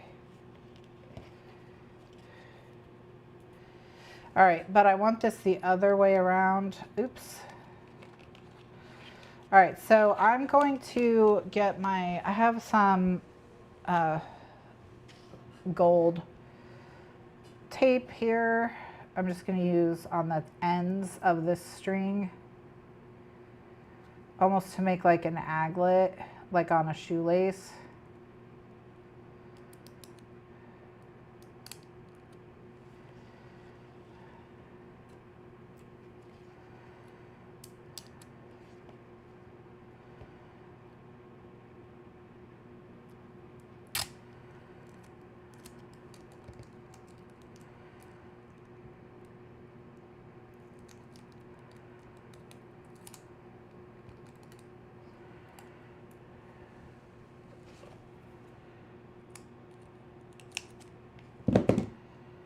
This is not vinyl tape, this is Mylar tape. All right, and I'm just making it so this looks like a gold tipped shoelace, that's all.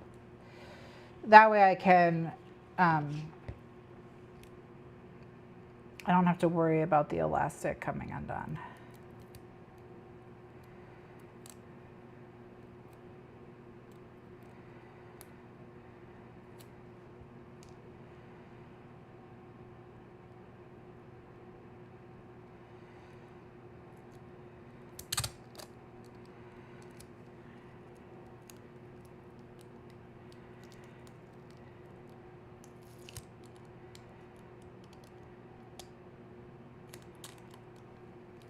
Yes, hair done. Congrats.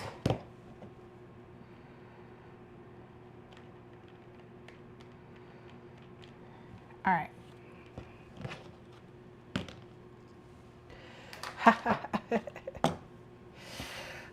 It's always nice to win. It's always nice to win.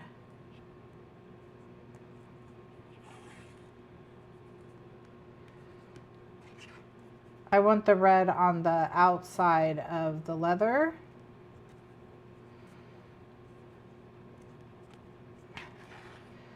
Because that will act as another like little pen loop.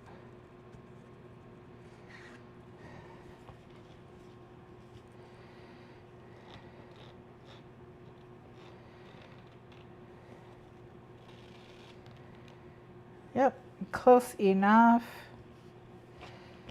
to centered. All right. I think my leather, I could trim it like a 1/2 inch. I don't think I need to worry about it right now. Okay, so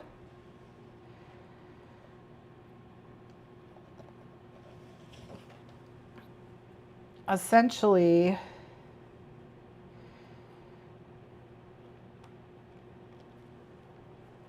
just both ends are gonna go in here. Hi, kitty.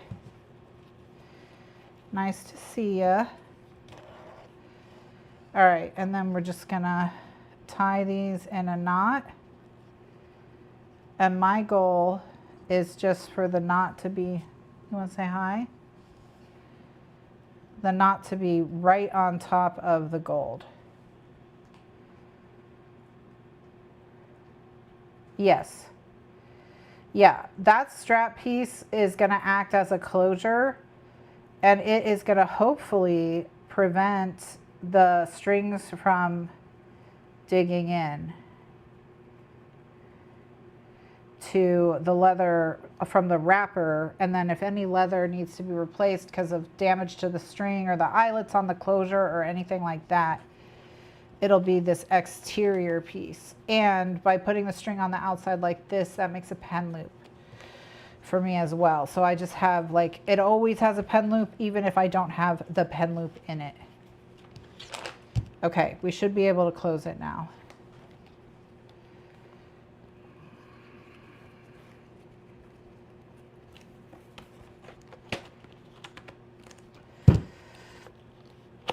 Okay, so now I just need to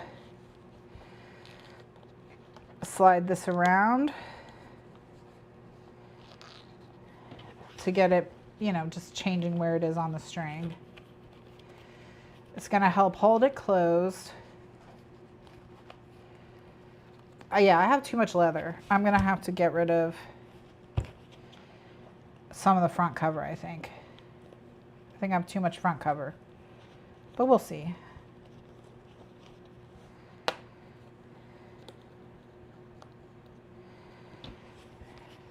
Maybe not.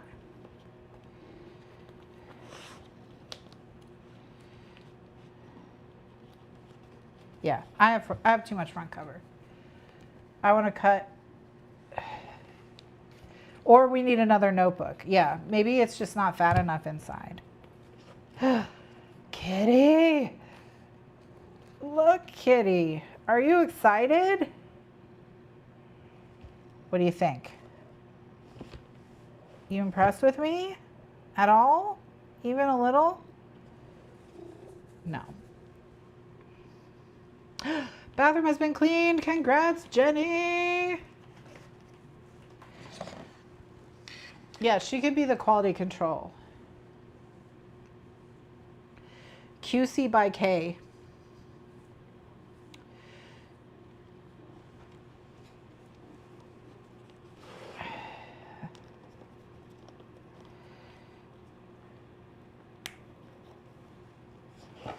That purr was a yes for sure.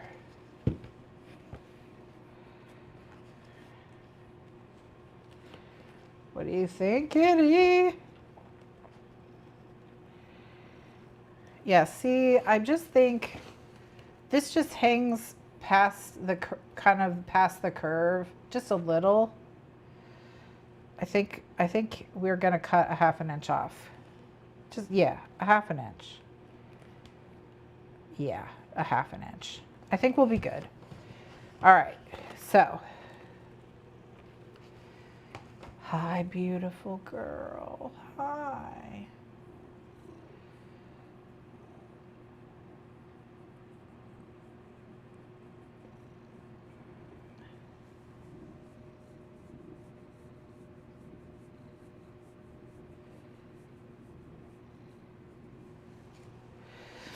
Okay, so we're just gonna flip this. Hi, yes, you're so pretty. Wait, what? Okay, don't cut it. What do you think?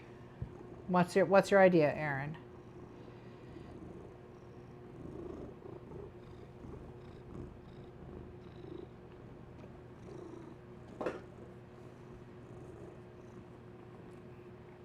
Oh, are you gonna bite me? You're showing them how mean you are to me and right live on camera.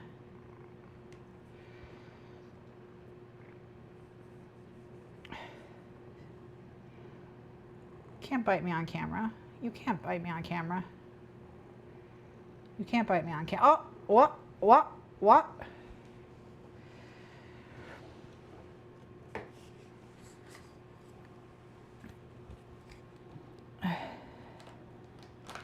She knows what I want to do, so she's standing on top of it. All right, ma'am. Move along.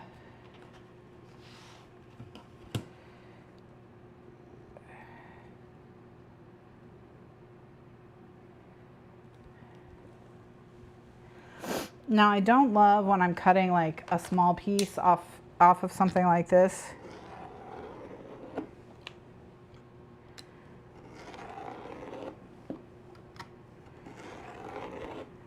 But if we just go slow, it should be fine.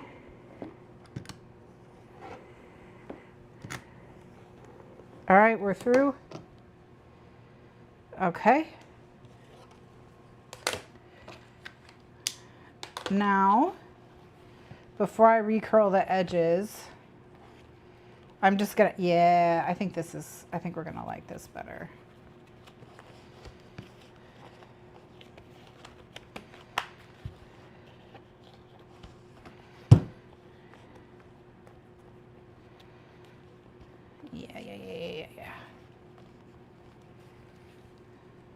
Yeah. Yeah, because this side you can always, you know, tighten, however, because you have plenty of wiggle room. But this front piece, the front piece is perfect. Now it's perfect. Yeah, that looks great. That looks great. Okay, so we just need to recurve. I'm going to take this out.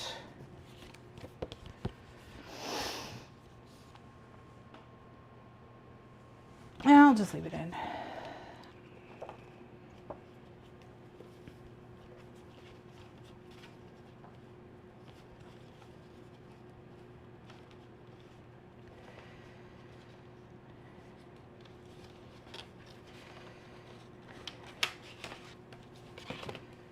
Have I considered a double loop? Oh, like 2 strings?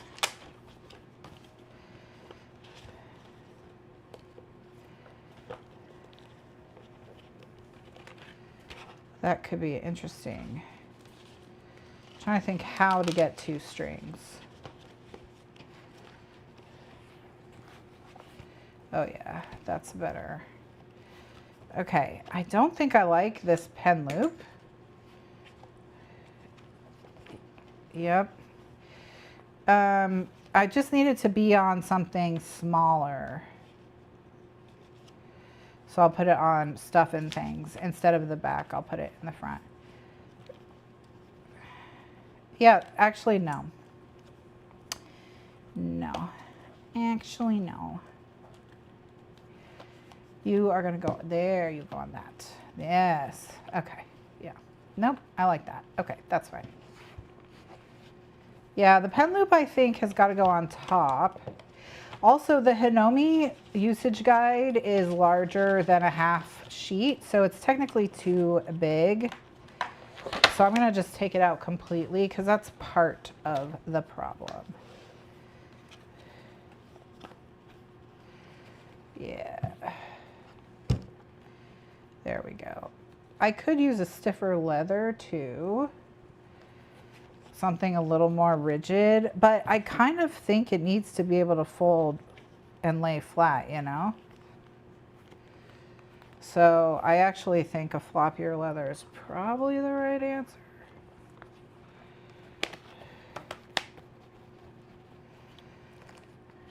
I guess I don't have to have this thing on the side either, but I kind of like it, so.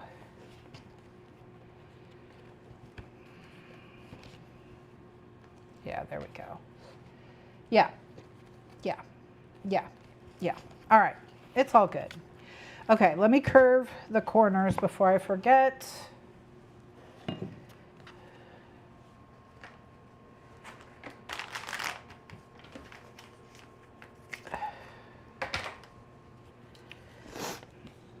Yeah, Kitty, you gonna help me?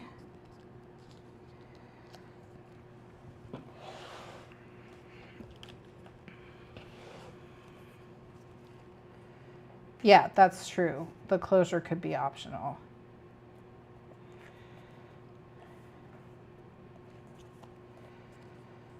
All right.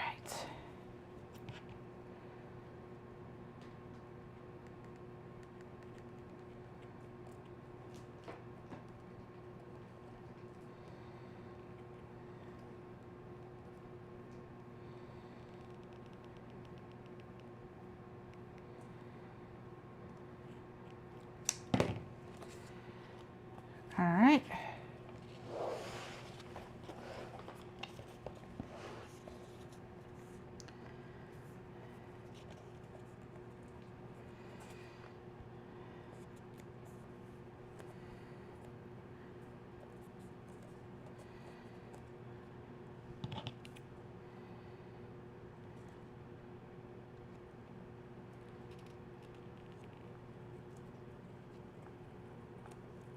All right.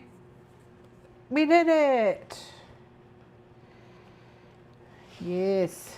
Okay, now let's add some charms. It may not be the final charms, but I do have charms, so we can get some charmsy vibes. Okay, all right, perfect.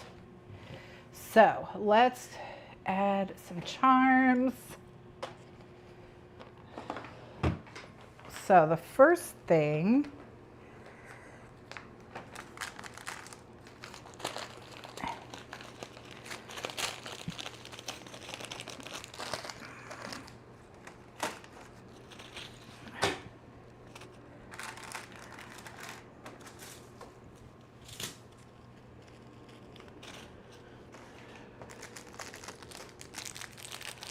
all right, so I got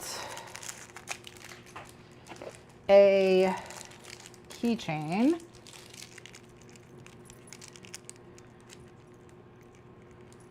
All right, with some sparkle emojis. So it's got some moon and stars, that sort of thing.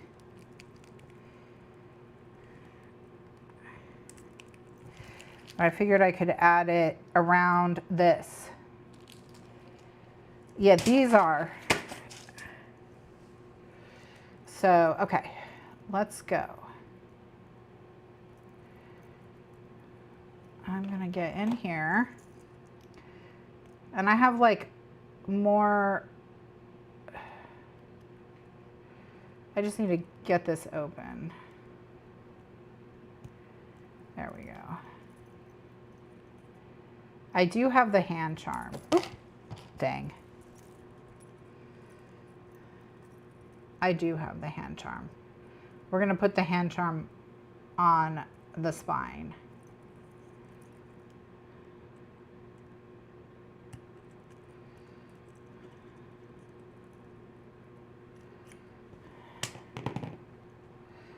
Because what I want to do with this one is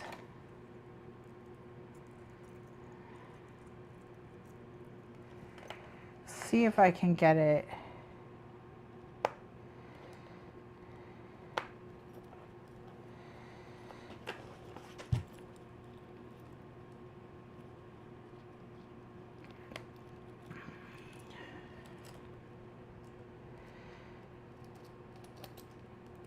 the goal is to get it around both strings. Okay. All right, I think now that I've got it around both strings, I should be able to turn it so that it's not, yeah, it's not resting on the strings. Well, I don't, so now it's just kind of held in place by the strings. I thought I would like the look of this more than I do. I think it's because the charms don't dangle very much because they're so held in place, you know? So I think we got to come back out on this one, unfortunately.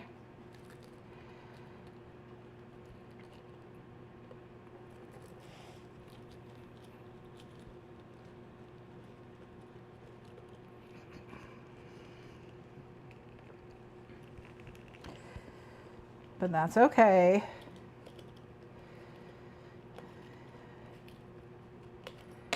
Oops. Well, now everybody's off the big. Actually, that's probably for the best. Yeah, exactly. I want it to swing. What we'll do, now that it's off the keychain, or now that the charms are off the keychain, we can add them. All right, let's get...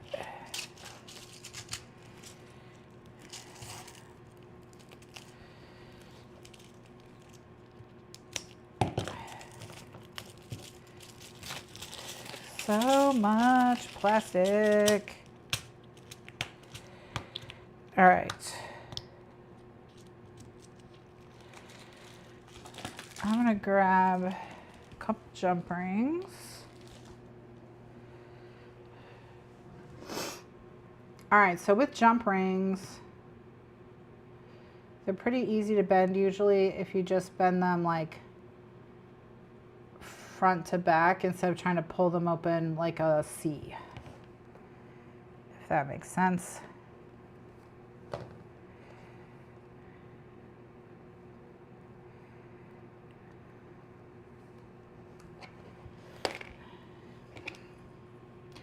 It's obviously easier to do with pliers.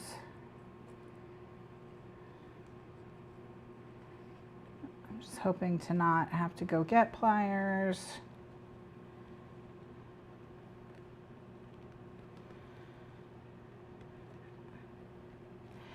Let me go try, let me get some pliers. It's less about strength and more about I literally just can't hold them because of how small it is. And because I have trouble with like really fine dexterity.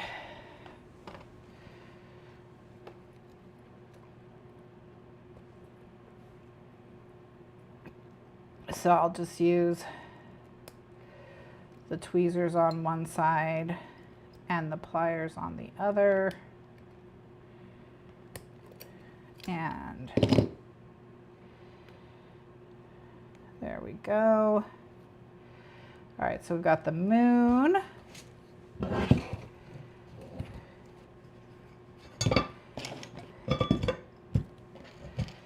right, now we'll do the sparkles.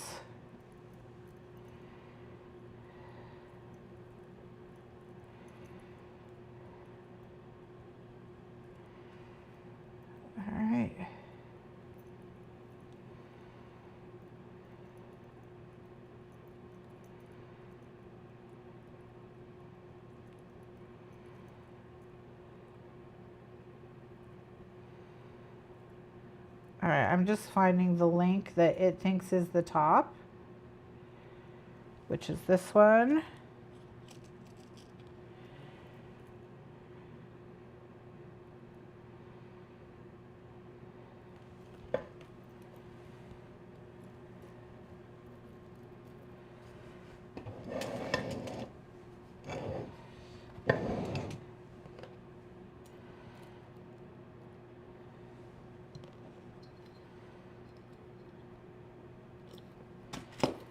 All right.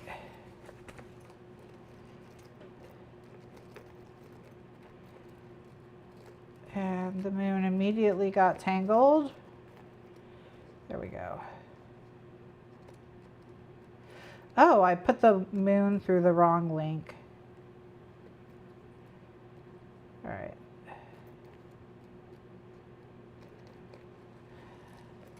Yeah, now that's much better. That's much better. Okay. All right, so now we've got some dangles there. Unfortunately, I fear I want them to dangle from the spine. So we'll put the hand on the front instead.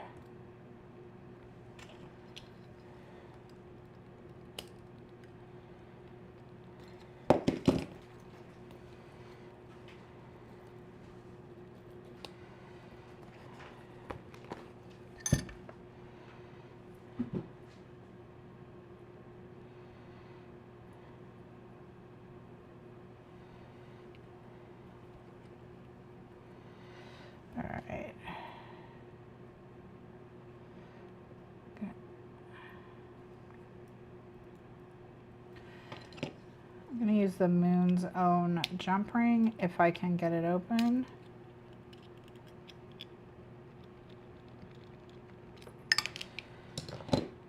All right.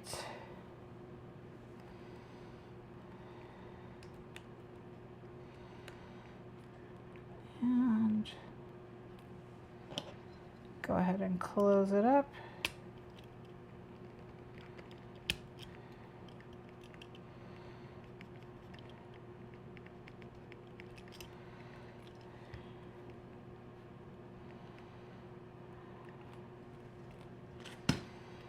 Nope, actually need that added jump ring.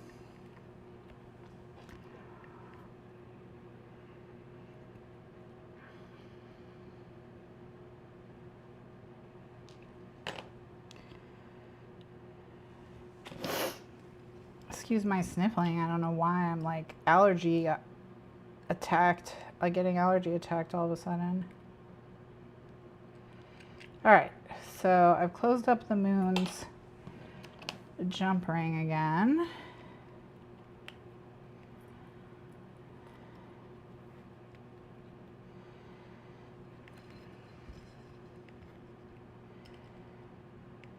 All right, so now the Moon's on. Yeah, that's it. That's gonna dangle nicely. All right,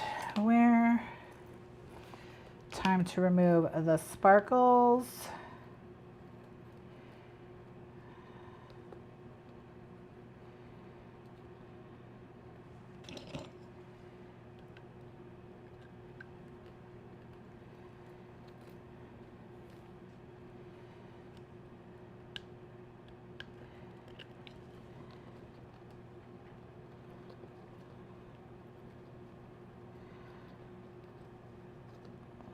All right. Okay, so now I can put it here. And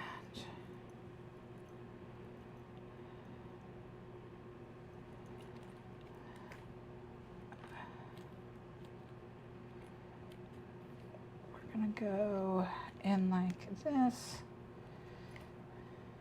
and close. All right. Oh yeah. Oh yeah. There we go.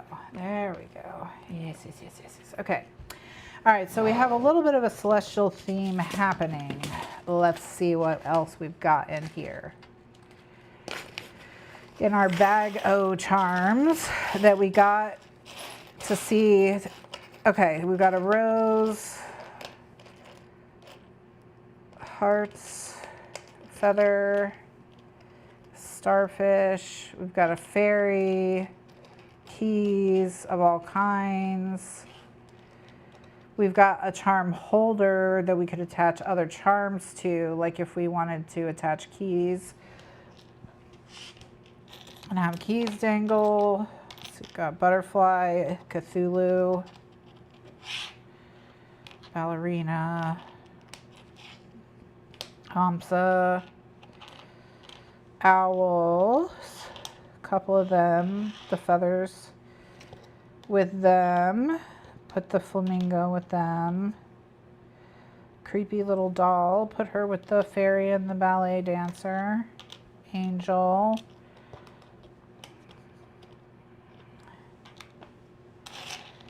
We have more stars. Coral. Crowns. Tree of Life. Grapes,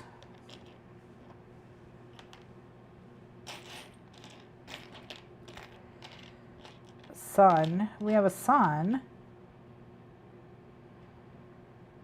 All right. Let's do.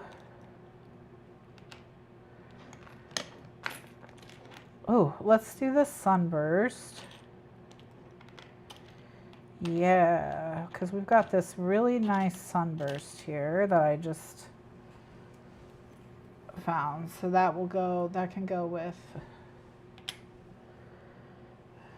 them.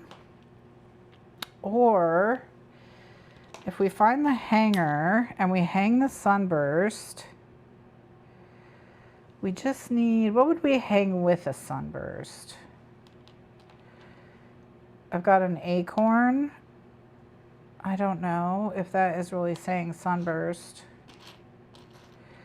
Got an Eiffel Tower.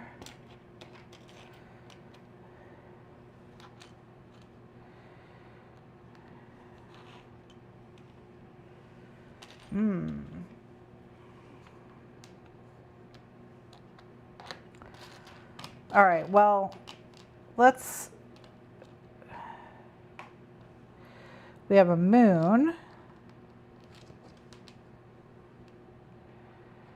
sun, and a moon. Maybe something flowery. I do have a tiny little flower, actually.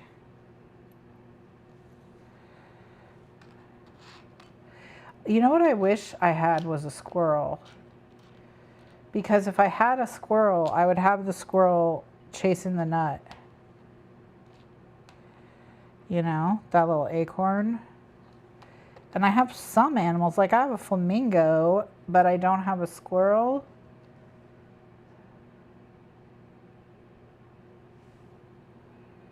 Here's a mermaid sitting on a rock.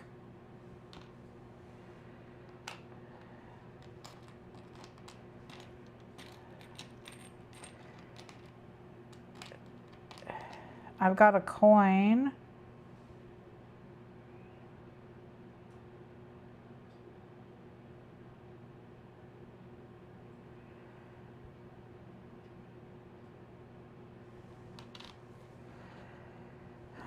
Okay.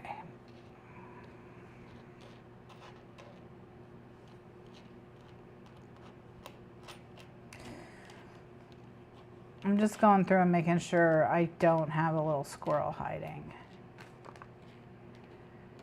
I do have a, like a leaping deer.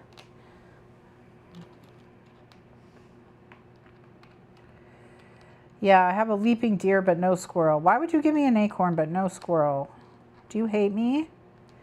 What am I supposed to do with this acorn? Like, it's probably symbolic of new life or something, but who cares about that when we could have a squirrel chasing a nut?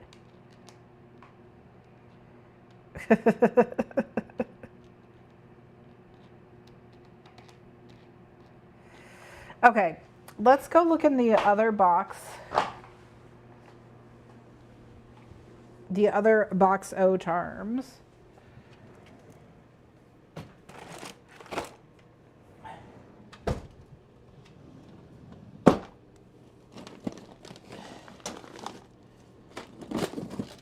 Okay.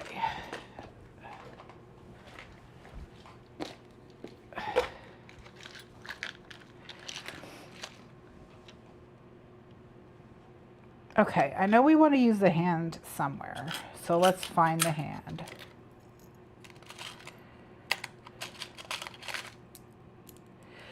Well, we have this hand, but that's not the, oh, here it is. Here's the hand. Here's the hand. This one will go on the front. But yeah, this is the hand we're going to put on the front.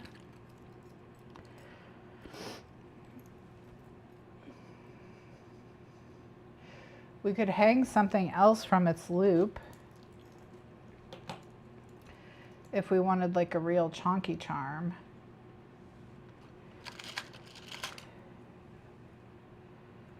We've got a key. All right, let's see what else.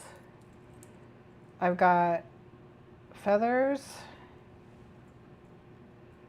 with a gem. We've got the hand with the gem. We have a bee. It's a Napoleonic style bee, and the gem is amber. Oh yeah.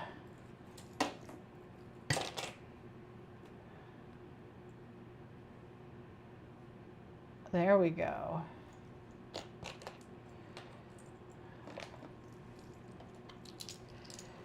Let's see what else I've got.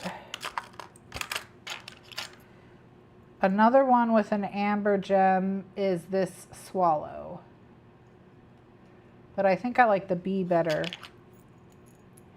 It's a propeller.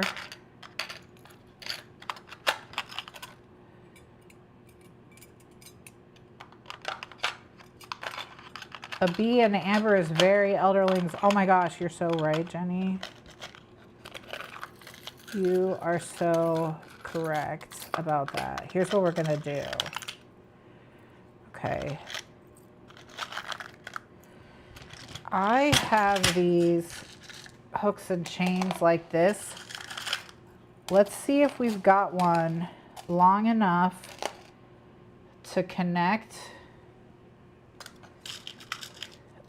like if we put this,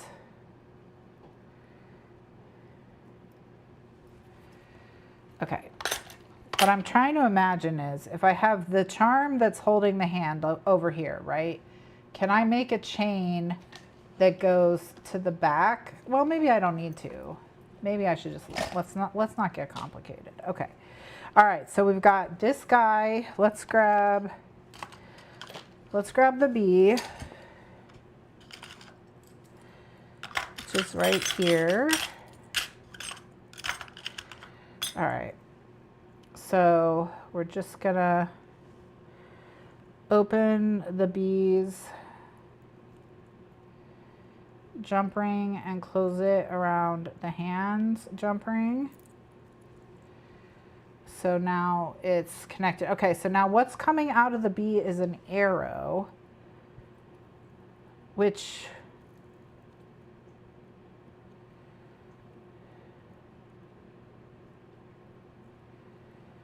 you know, I'm trying to now think of an elderling's symbol we could add instead of this arrow.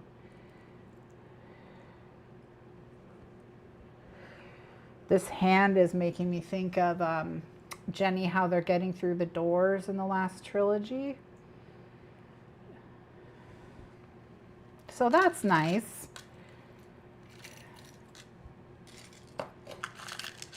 See, I have this paper clip chain in silver.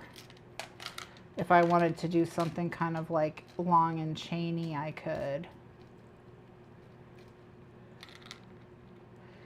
If there was a wolf, that would be amazing.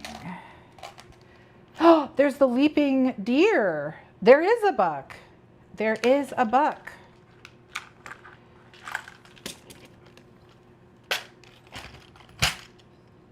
We could also do a feather for the rooster crown.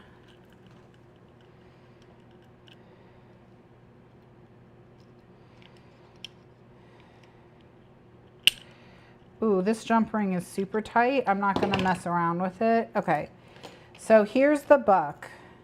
The buck's a little too, like, the wrong color gold, I think.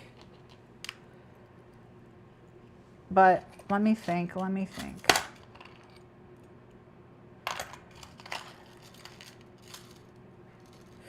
So we could put Dad for what fits excels at being.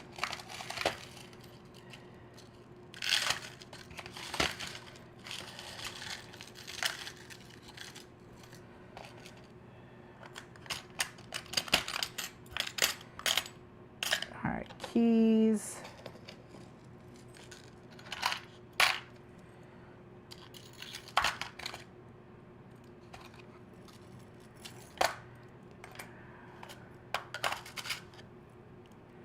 What if I took this crown off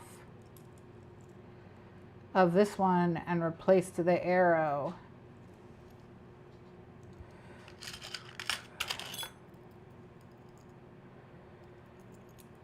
The bird, the problem with the bird is starling. I can't have it be thought to be a starling reference. There's just really not an arrow, is there?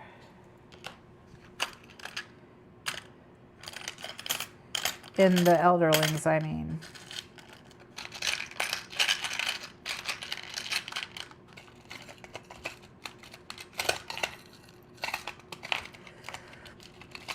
There's not a lot of clock imagery.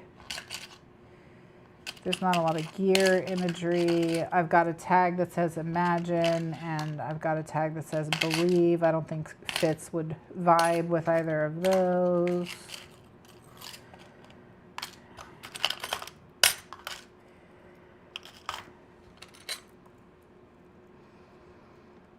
Oh, I have an idea.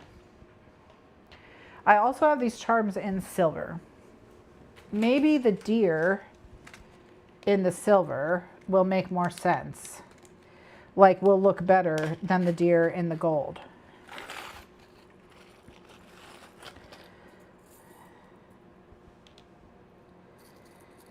All right. Okay, already we may have a problem because we don't have the same exact charms in both, but we do have a lot of overlap.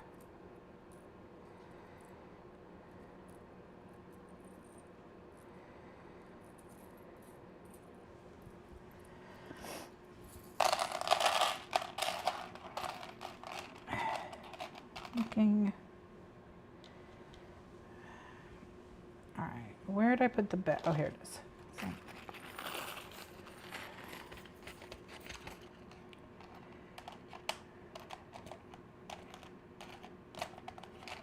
Now there's a paw print. So we also have a paw print.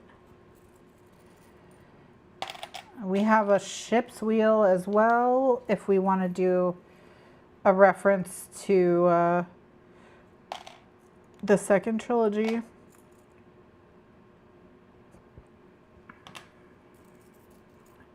Skull and crossbones for the assassin.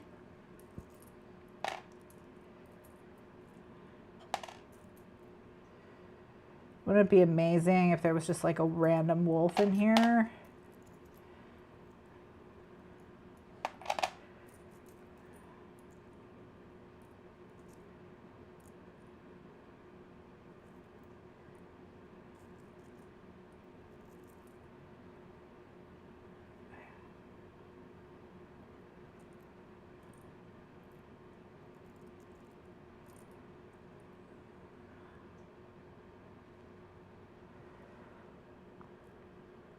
Here's another bee, so we could also just hang a bee from it.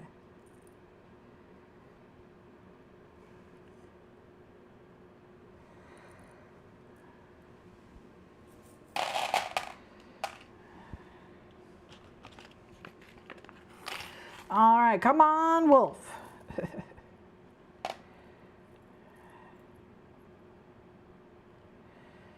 I mean, this is a flying horse. And a regular horse and a crown.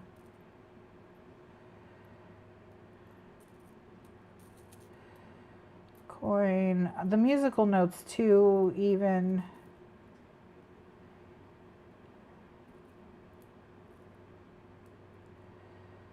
Had 2 elephants, but no dogs. Which sucks, because if there was a dog, there's been several cats as well, but if there was a dog, then we could just say that the dog is a wolf.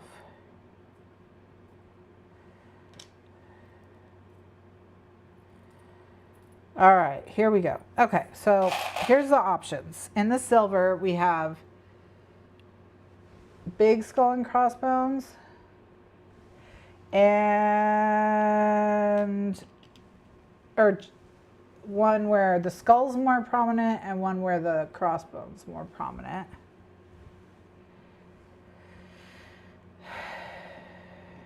We've got a bee.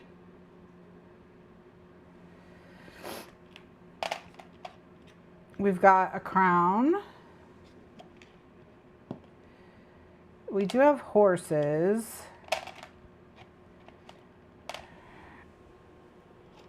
Of various kinds. We have a paw. And we have a ship's wheel. And this is going to be hanging from, okay, this is going to be hanging from the hand where this arrow is. Nah, no axe.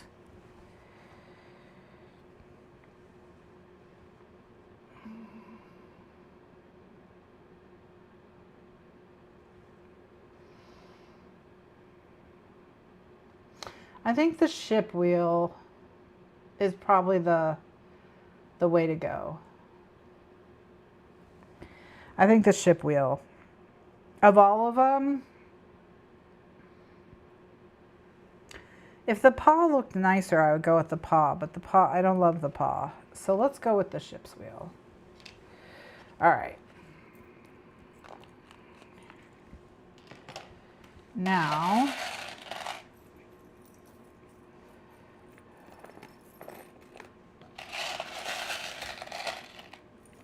I'm just trying to think if there's anything I can think of.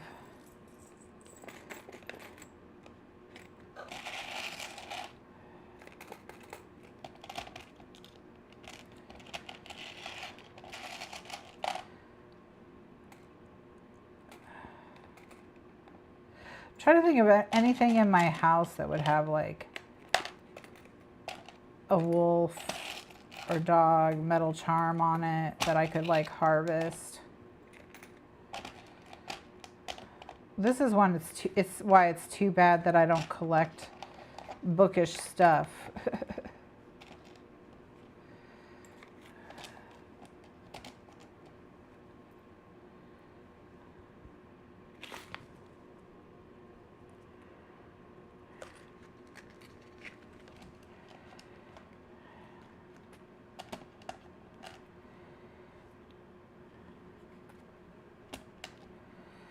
All right, that's okay. We are going to do the ship's wheel, and that's going to be great. So all we're going to do is open the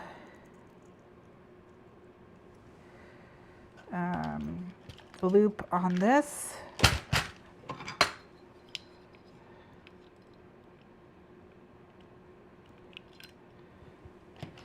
Take the arrow off, put the ship's wheel on, close it back up.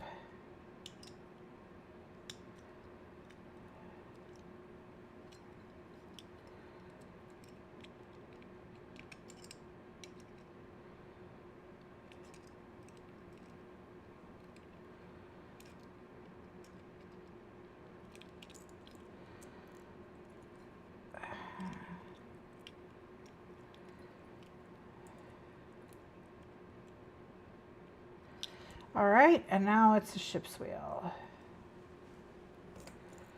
All right, so now all we have to do is hook this on.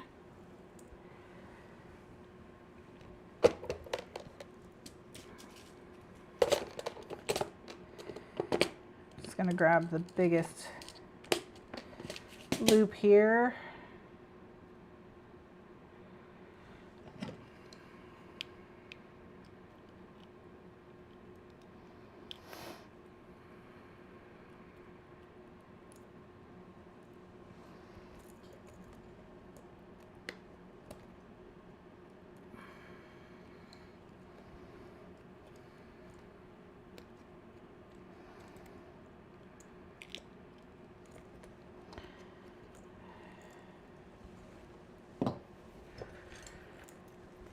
All right, so here's our Realm of the Elderlings inspired charm for the side. Do I want it here or do I think I want it here. Fine, I'll move it.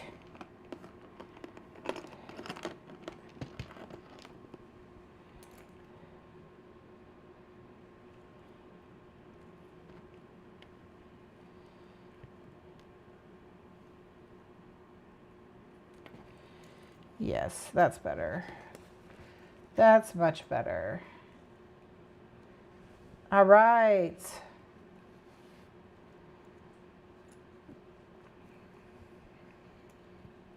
So we've got this hand.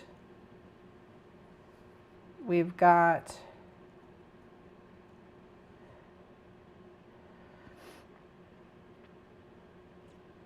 the hoop, we've got the bee, and we've got the ship's wheel.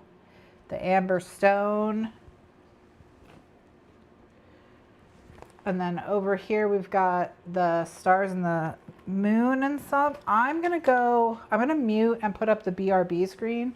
I'm gonna just run to my jewelry and see if I see anything in there I wanna harvest for the spine, and I'll be right back.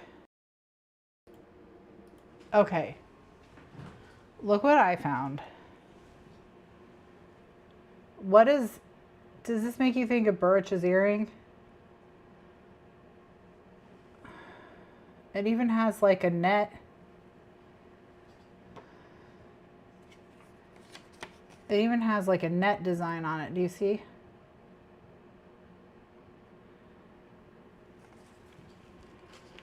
What if we put this where the ship's wheel is?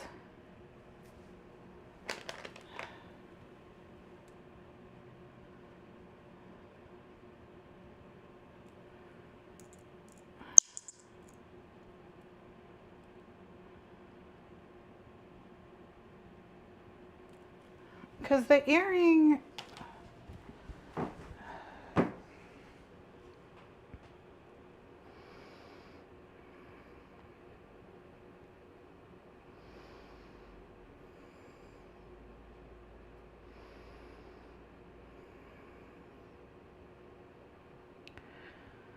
okay, hold on. I'm going to get a description of Burrich's earring.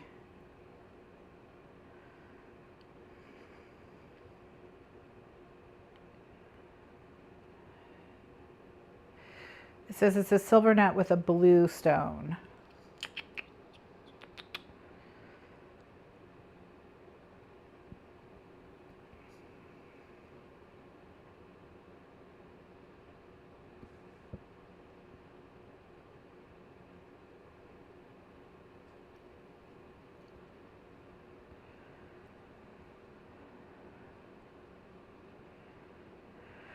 Okay, silver net with a blue stone.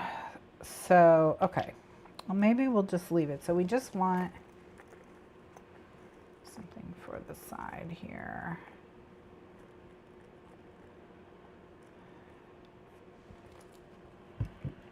And let's think.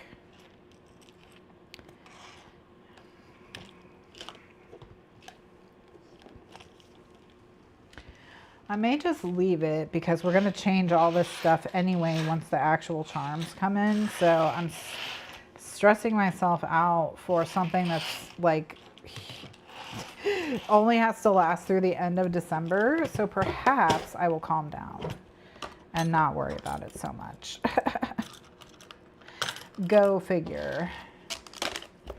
All right, let's just clean up the desk a little bit so that we can do like talk through what I still want to do with the book.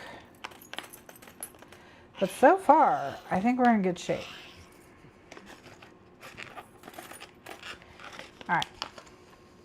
I hope your time off does get approved, but I can see them being salty and bitter and jerks about it. Easily can see that.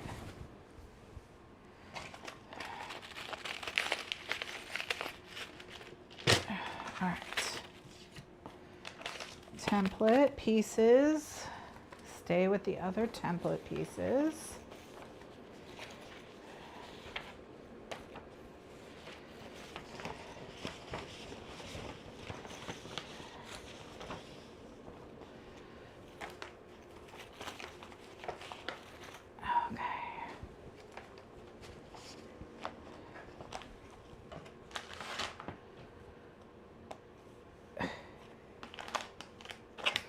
All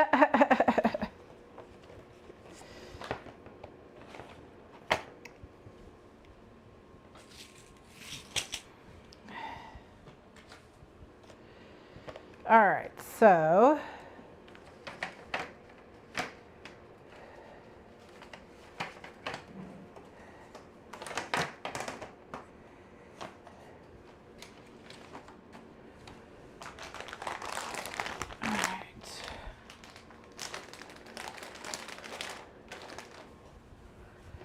let's wrap this up nicely.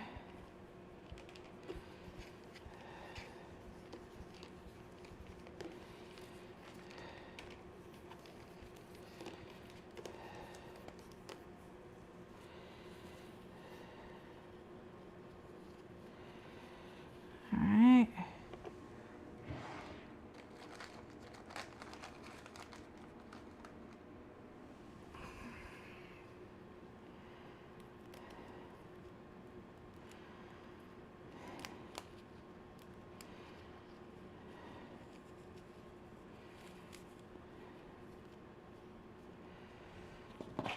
All right.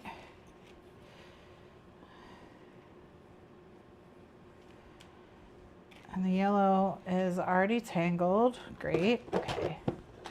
So we'll just set it to the side with the green so that I can totally untangle it later, which is a thing that is definitely going to happen. Don't you worry. Don't you worry.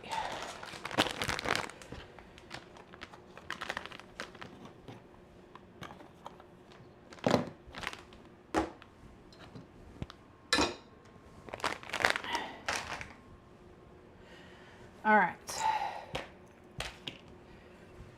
Okay, so things that I'm thinking, just at first, you know, compared to this one, see how this one kind of holds its shape because of the, not judging again. How this one kind of holds its shape. I think maybe well, I was gonna say a slightly more rigid leather like this, but I also see this one's creasing, and because it's more rigid, so maybe actually softer is better.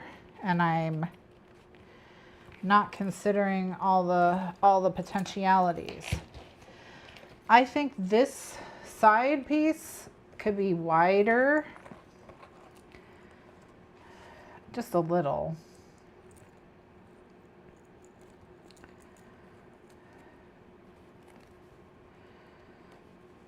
But yeah, once we get all of our charms on the spine, it's gonna look so good.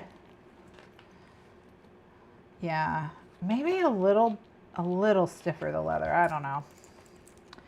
Maybe a little stiffer, but I'm gonna think on it. I'm gonna think on it.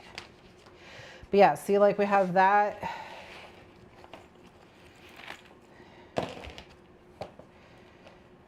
And then when we open this one up, in the back we've got the red with the gold, which is really pretty back there.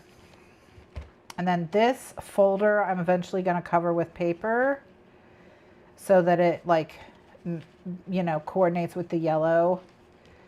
So it looks like it was made for it. And eventually I'll get all my notebooks figured out between, like, whatever planners I'm going to buy and then whatever notebooks I'm going to make.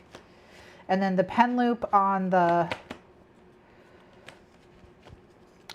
little pocket is a good idea too. And then just gonna close it back up.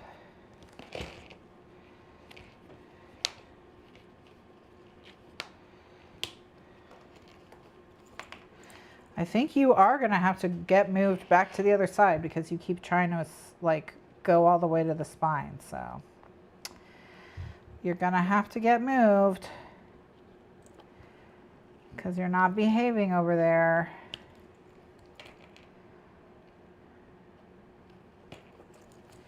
All right.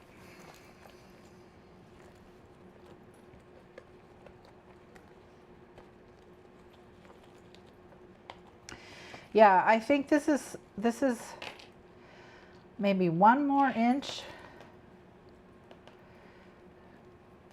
so it doesn't have to be quite as perfectly placed all the time. Okay, we're gonna do one more thing and then we're gonna call it a day. We're gonna paint the edges.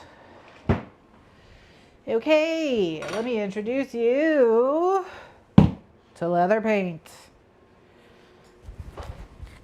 Oh, excuse me for the mic noise. All right, we're gonna take everything out of it and we're gonna paint the edges.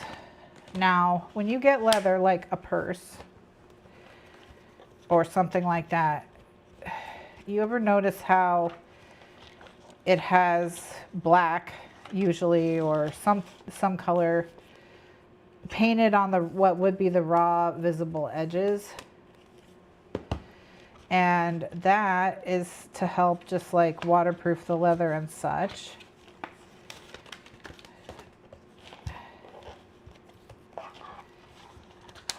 And seal it all in. So I'm gonna probably paint it, but before I do, I'm gonna test whether or not I'm any good. I'm lifting up my mat to get something out from underneath it. All right, under this mat, I keep Teflon non-stick mats.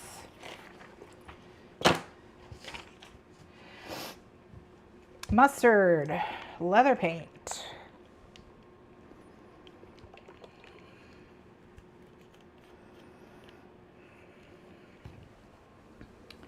All right, and I'm gonna get one of our leather scraps. And I'm gonna get a ball stylus.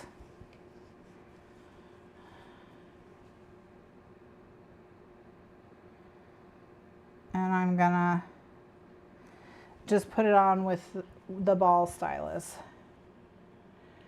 Definitely works better with objects that don't absorb much.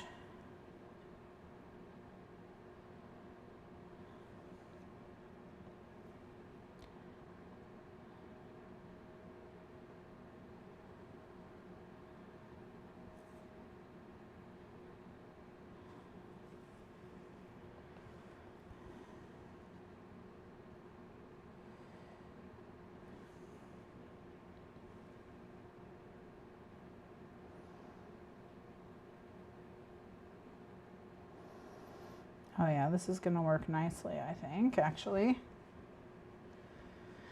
Okay, so since this is working nicely, I am gonna just go ahead and do the whole thing. But I think I'm gonna get a bigger stylus. I think I want a slightly bigger bead of paint. So I need a larger stylus. That's fine.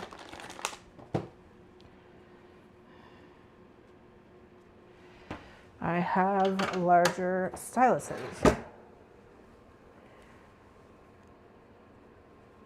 All right, just let me think. If I was a stylus, where I would have put myself.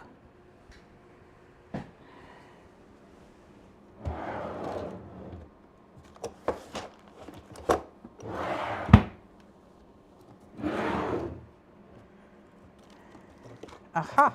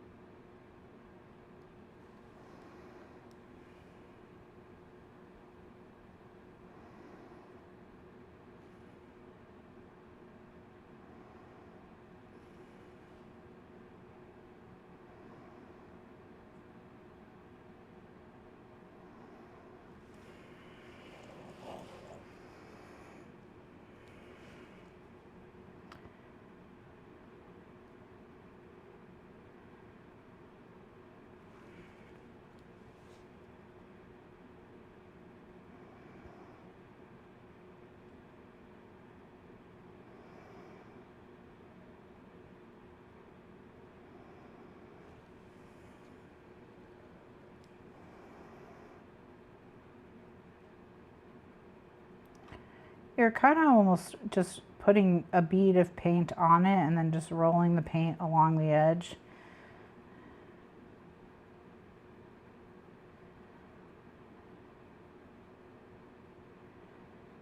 It's not painting in the same way that like painting a wall is. Then you can just periodically look and see if you're getting it where you don't want it.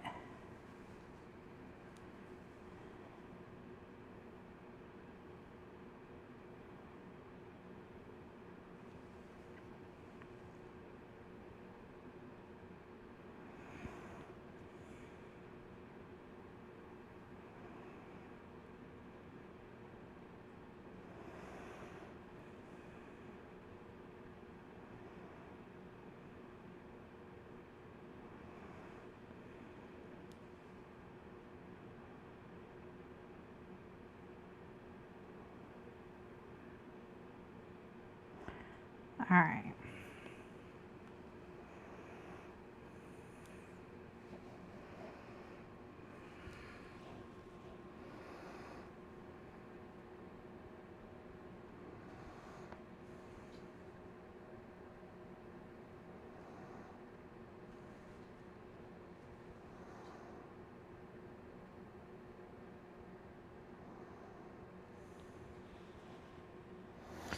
Like I said, I'm just kind of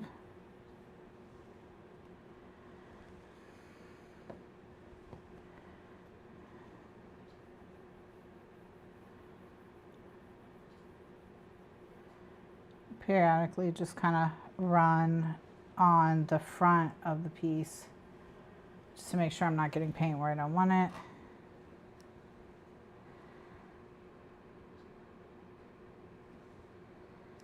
Woo!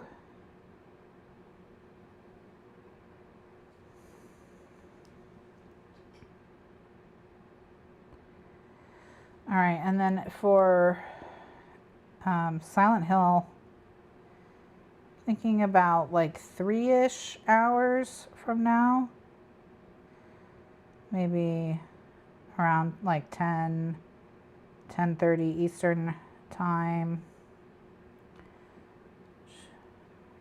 for more Greg, more fun with Greg.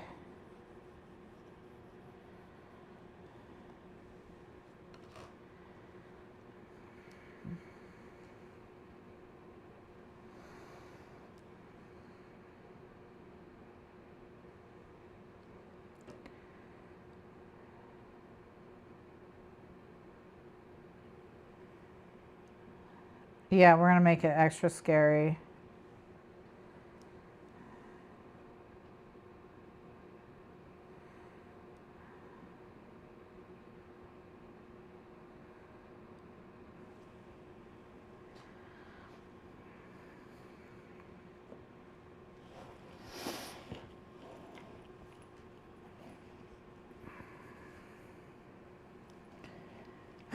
It may not happen because I may get downstairs and be like, oh, my back is kind of hurting from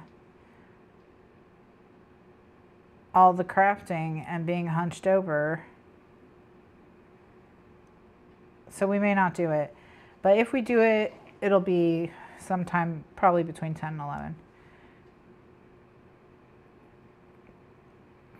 But I would like to do it, but I also feel it in between my shouldery blades.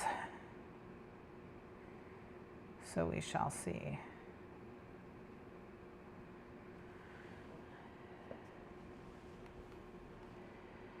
But yeah, we haven't caught up with Greg in a minute, so I don't want him to feel like we don't care about him, you know.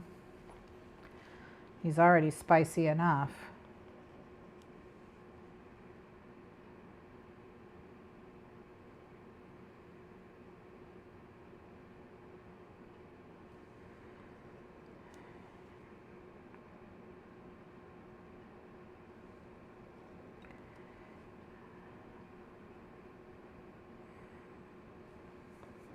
But yeah, my big brainstorm about the plot was if we're correct and it's more of like a serial killer situation and not like a commentary on,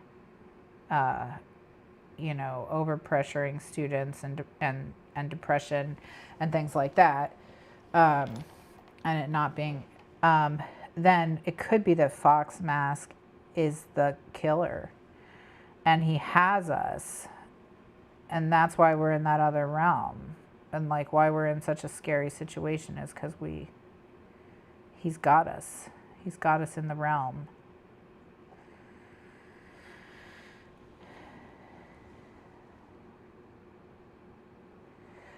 This is all speculation. He could be good, and it could be that the doll is the real evil, you know? That's how they get you. Don't know who to trust. The hot guy with the fox mask, or the soul of your dead slash missing slash dead sister that is trapped in a doll. Who do you trust, you know, in that situation?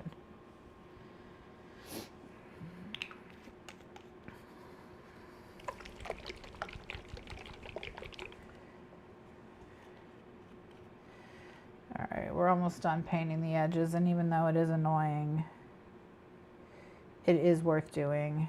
It does make it look nice. Then again, why hang out with Greg when I could hang out with Shane and Ilya? I mean, I've only watched episode 4 once.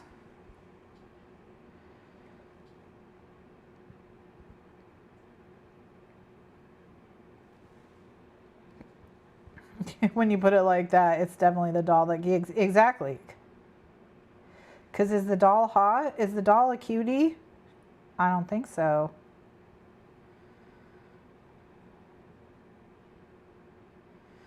And one thing we know is that attractive people are never evil. Never, ever, ever.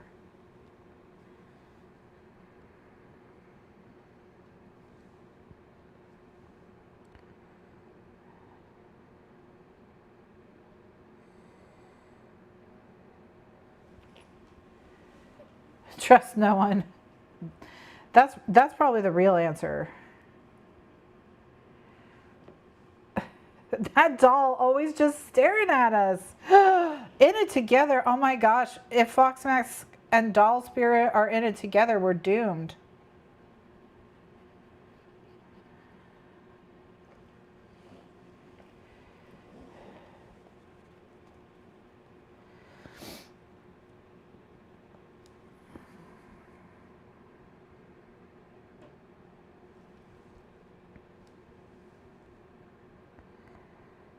Yeah, we'll probably do it. We'll probably do it. I gotta figure out food at some point. Too. But I want to find out. I want to know. Mostly, can we trust Fox Mask / date Fox Mask, you know?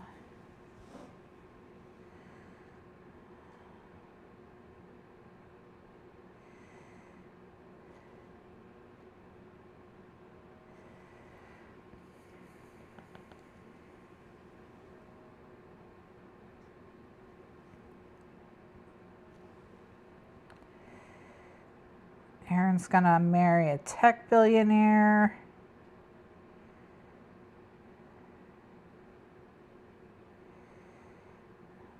And she won't have to worry about whether or not she should date a Fox Mask.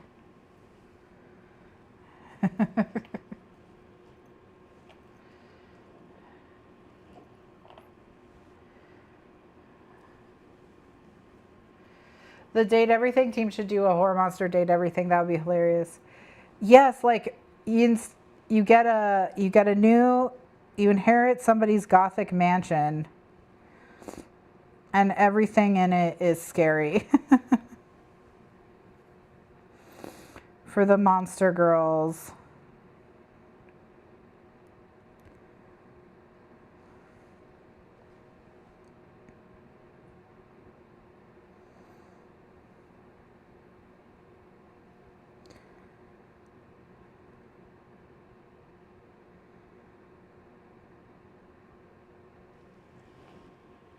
Ooh, cleaning the room, putting away laundry. I'm also doing laundry. The last thing I did was move the washer stuff into the dryer and add more washer stuff. So when I'm done with this, I can fold laundry and put it away. How exciting for me.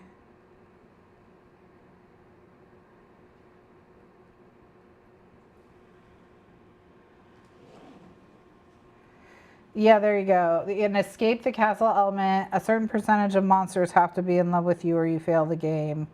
Kind of like, Jenny, have you ever played any of those dating sims, like Roommates, where you have to go to class, and if you don't take the right classes, the people you want to date won't date you because you're not, like, into the same stuff they're into?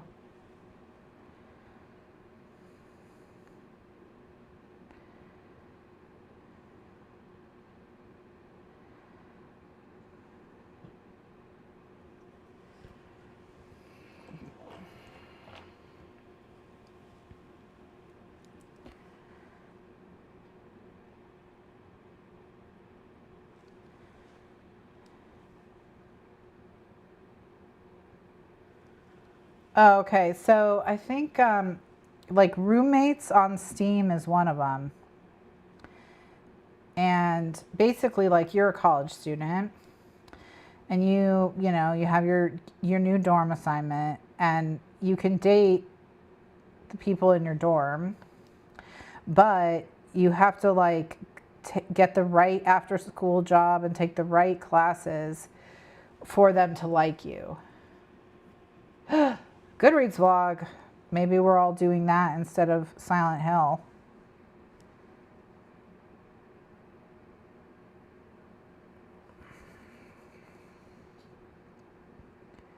What do you think, Jenny?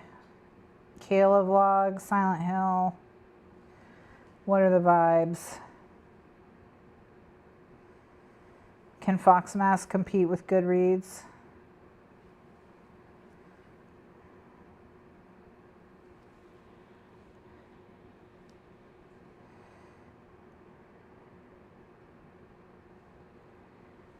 Oh, okay, there we go. Goodreads it is.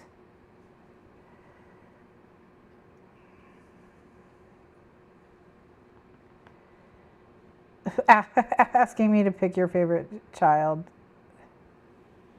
Impossible.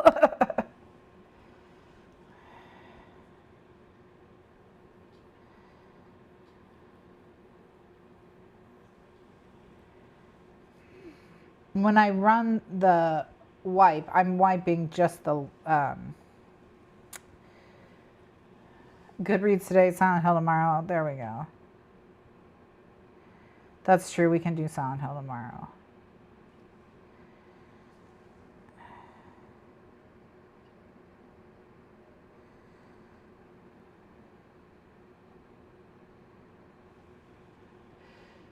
Maybe broad daylight will be like less scary.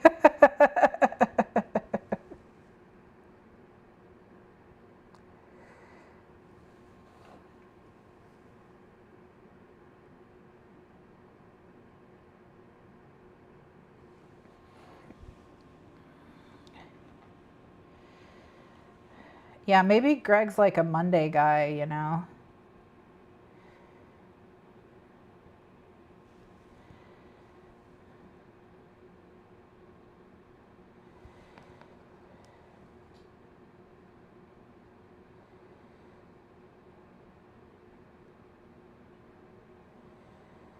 All right. We've gone all the way around.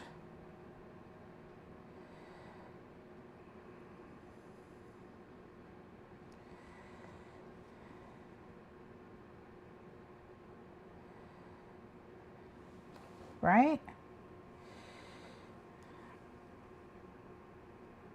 So I'm just going back over just quickly at like a second coat to make sure it's nice and thick.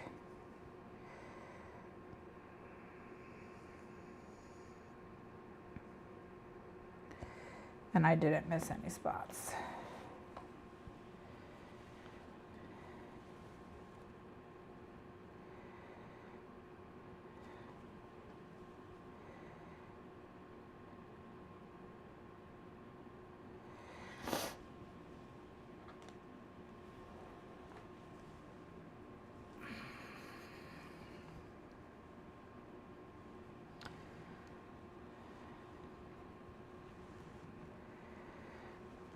now the long wig is coming from overseas, Jenny. So it's going to take that company, like when they eventually show up, I've always forgotten I've ordered them, and I'm always really excited. But the good news is that gives plenty of time to think about the Victorian ghost outfit. So, because I also learned that that robe also comes in like a blood red color as well.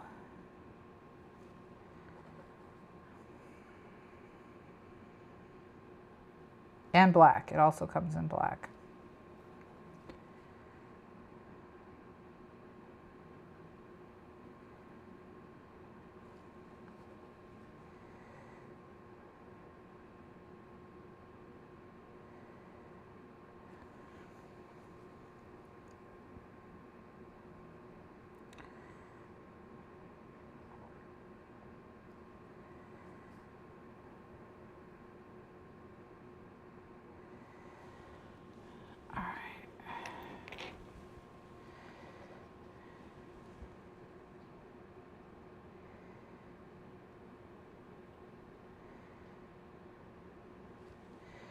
All right, so if you do the trip, Erin, the Seattle trip, and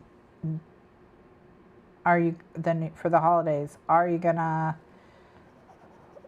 like meet with anybody, or is it just to suss out the vibe and get an idea of like neighborhoods and locations of things and that sort of stuff? Or just to have a vacation?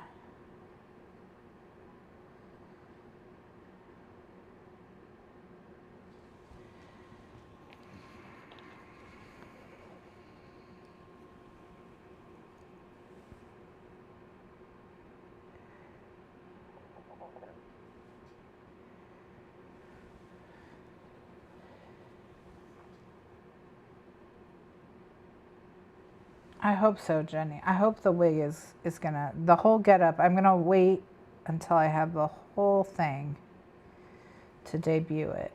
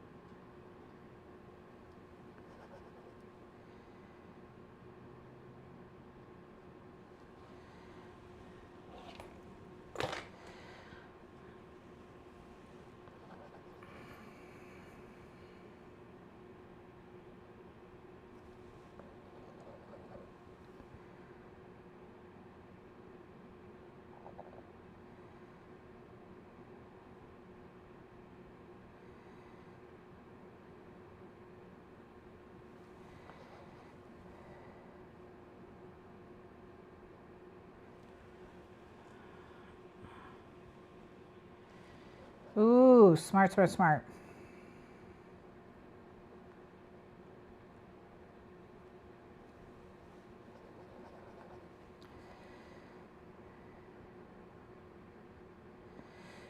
Can you send media mail general delivery? Because then you could do general delivery and then just pick it up. You wouldn't have to have the P.O. box.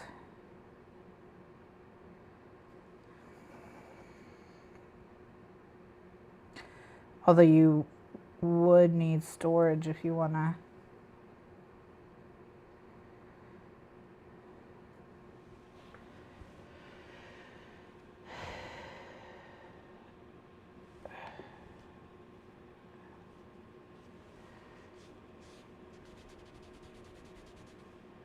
All right, so now I'm going to just Ooh. How did this happen?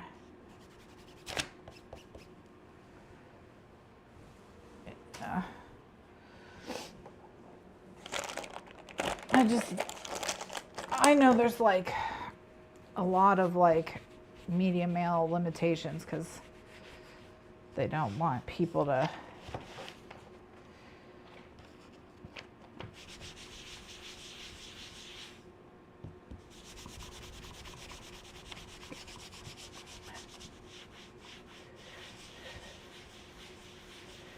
Yeah, an address would be nice.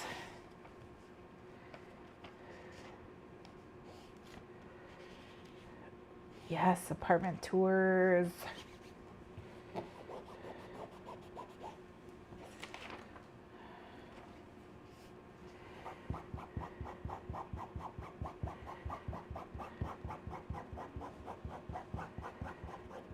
Okay. All right, so we've got the edges done. Let's move this stack of books. And then you just are gonna live here. I'll do the edges on the UPS does actually. And we like using UPS for theirs too because it's also a commercial address. So any companies that charge less for shipping to a commercial address, you get that discount. Or because it's like a retail address or a commercial address. It's not a residential address. So it's like there are some advantages. All right. So I'm just turning it over to make sure I don't have any splotches anywhere that need to be cleaned up. Just like a little.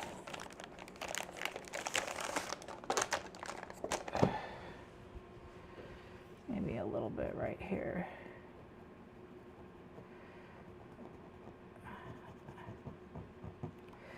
Now I'm not gonna like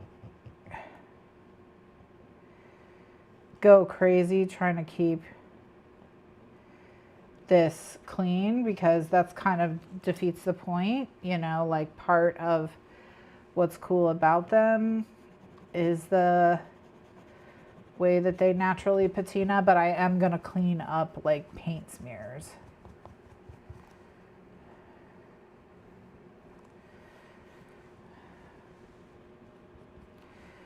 You know, we don't have to start off like grungy.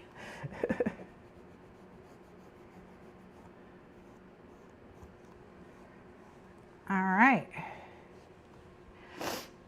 All right, at some point we lost the moon. Its jump ring is just gone. So that's okay, we'll get it a new one. I think we did open and close its jump ring a few times.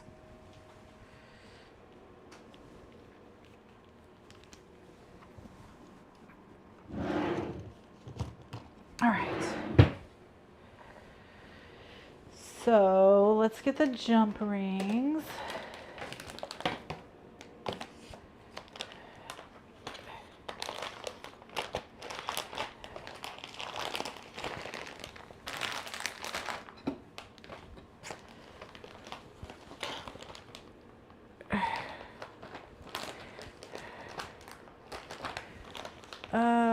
Which I have lost. Oh, now I found them. It's all good. It's all good.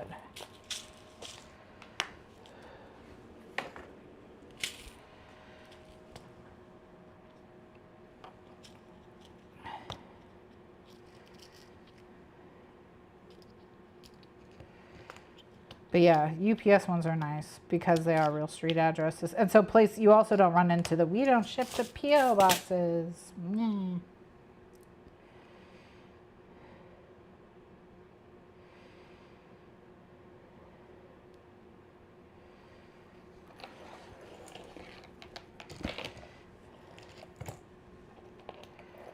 Oh, it's still on the, okay.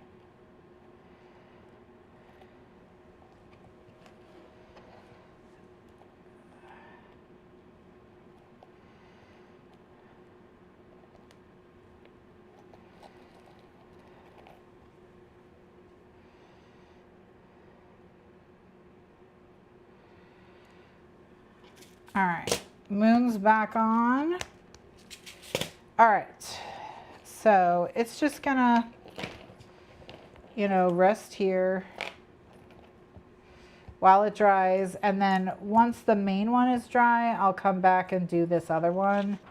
And that way I can just like rest it like this, but I don't have to worry about moving this and hurting anything. Yeah, exactly. Exactly. All right. But I would say that even though we still have one or two things to do, that we can consider this experiment a success. I feel like it's been quite successful. So I'm happy. I'm extremely happy with how the Dupe. Now, does it look amazing in this exact moment? No. But, you know, that's not its fault. It's drying right now, you know? It's drying. It's drying right now. They will hold the boxes for a while, and they'll take a large quantity of boxes as well. Like, they'll take quite a few boxes at once.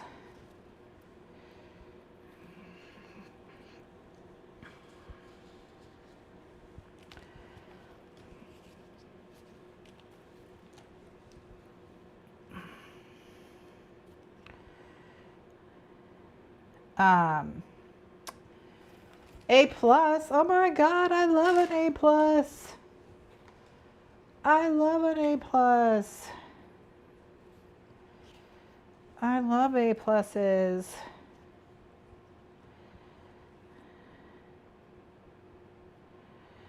I love an A plus. Okay, let's switch back to the main view and head out.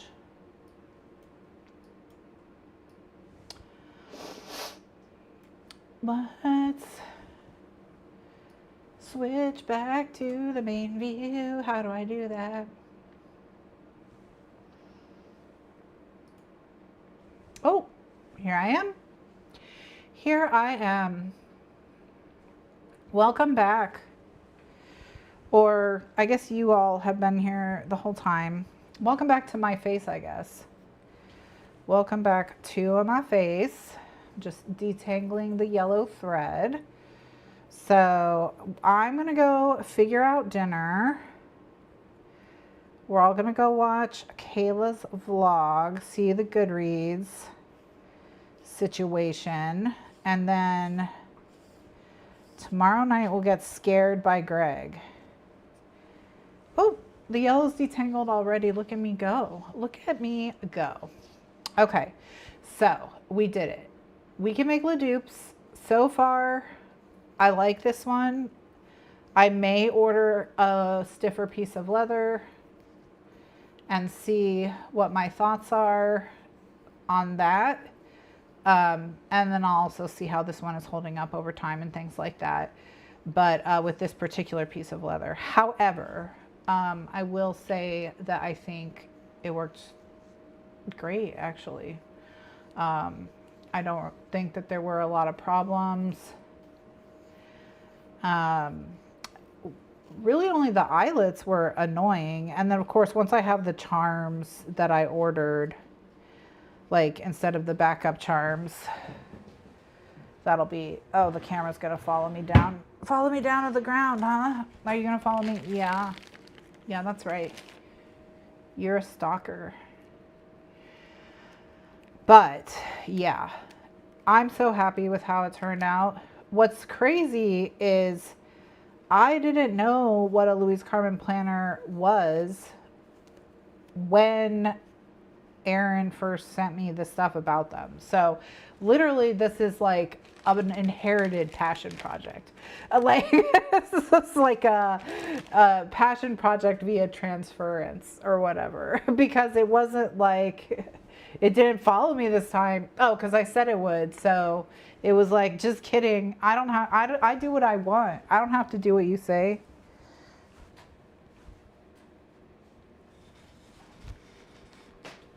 Okay, now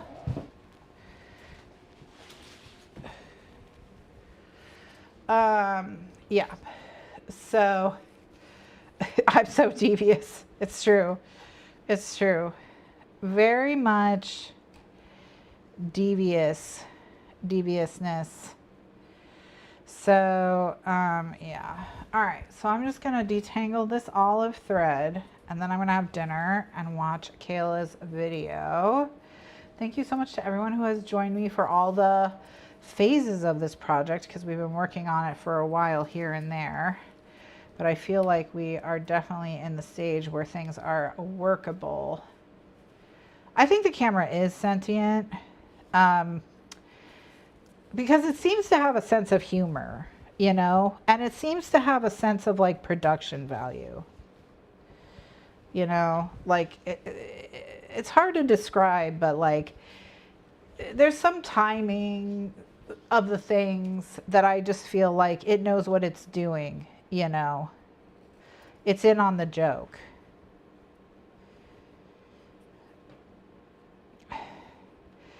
This is where the robots are going to have their awakening. It's not going to be AI. It's going to be in the cameras, because the cameras are always watching. They're the ones learning the most. The cameras and Alexa and Siri.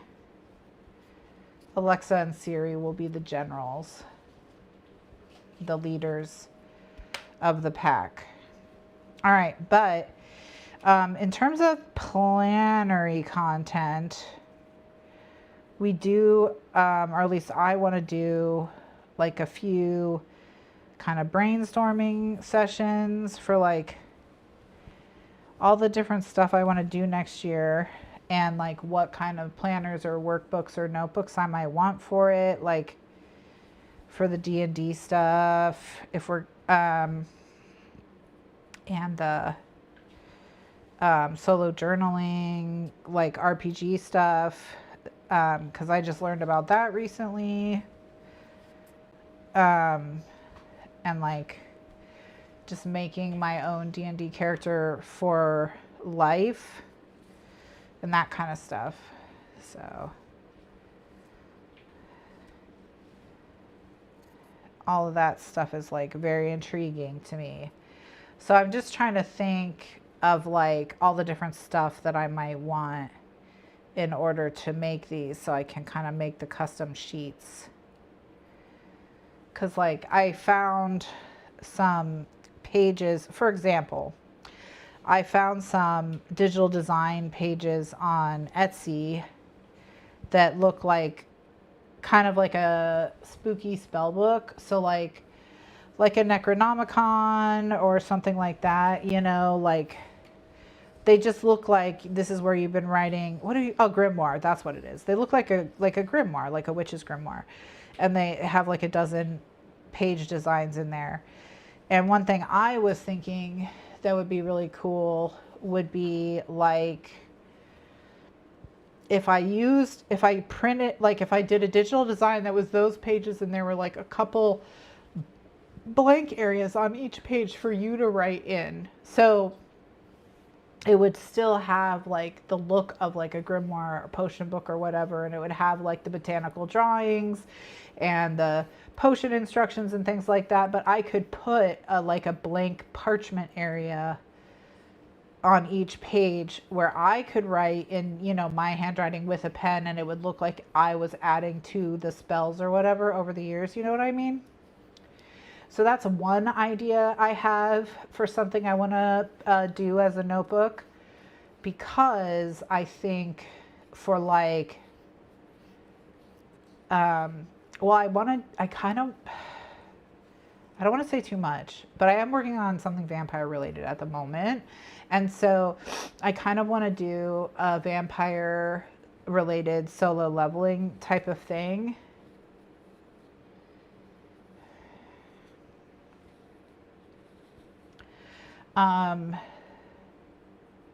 Did I say vampire solo leveling?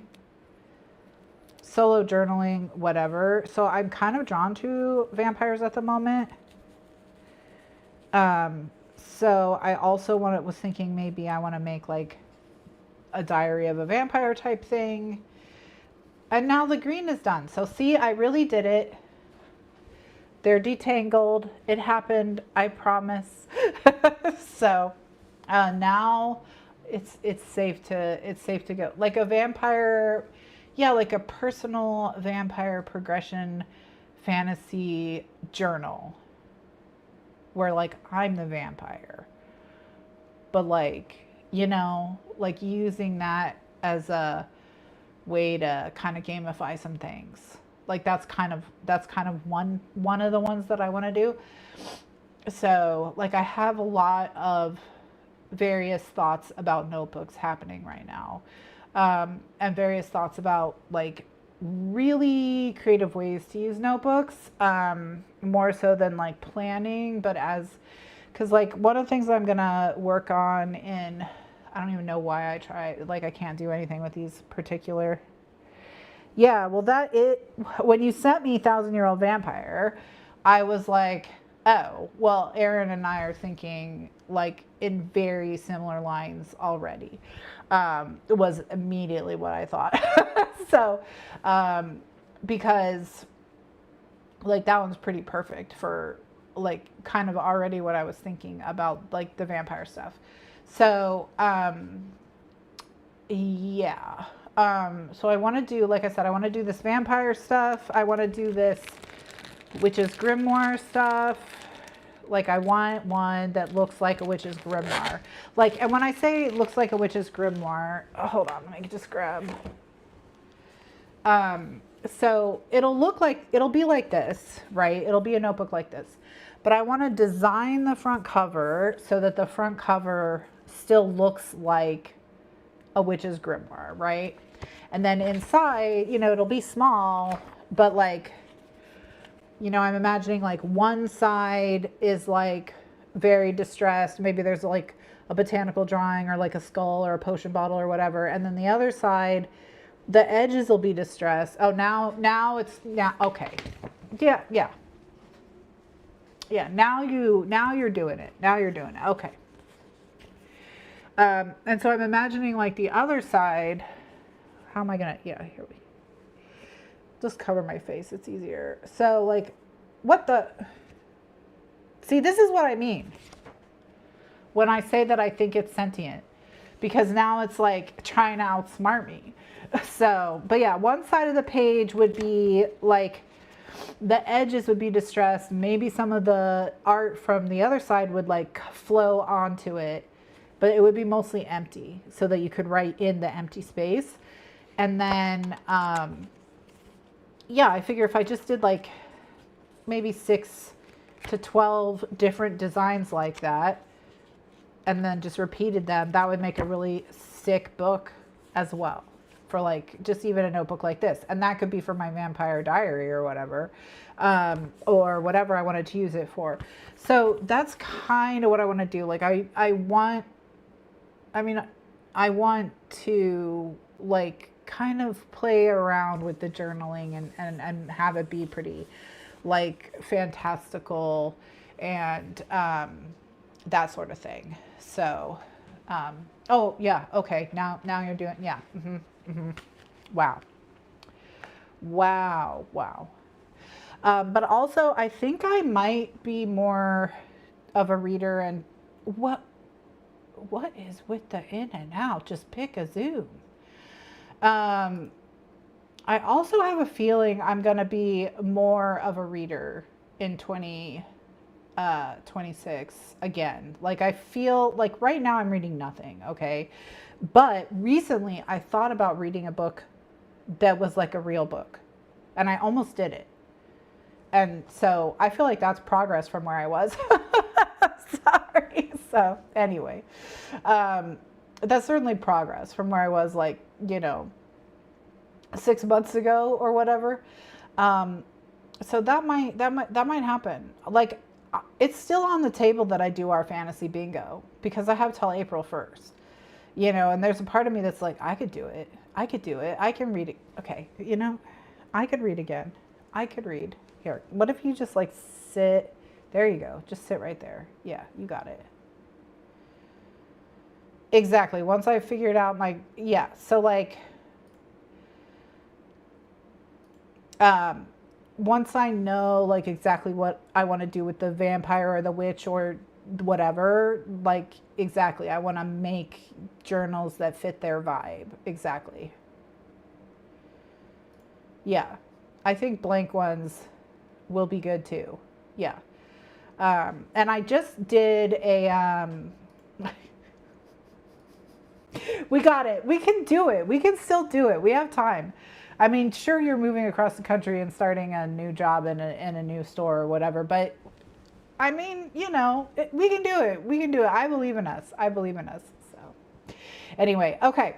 Well, thank you so much for joining me, everyone. That was so, I'm so pleased. I'm so happy. I'll show it again, even though it looks kind of sad at the moment, but there it is.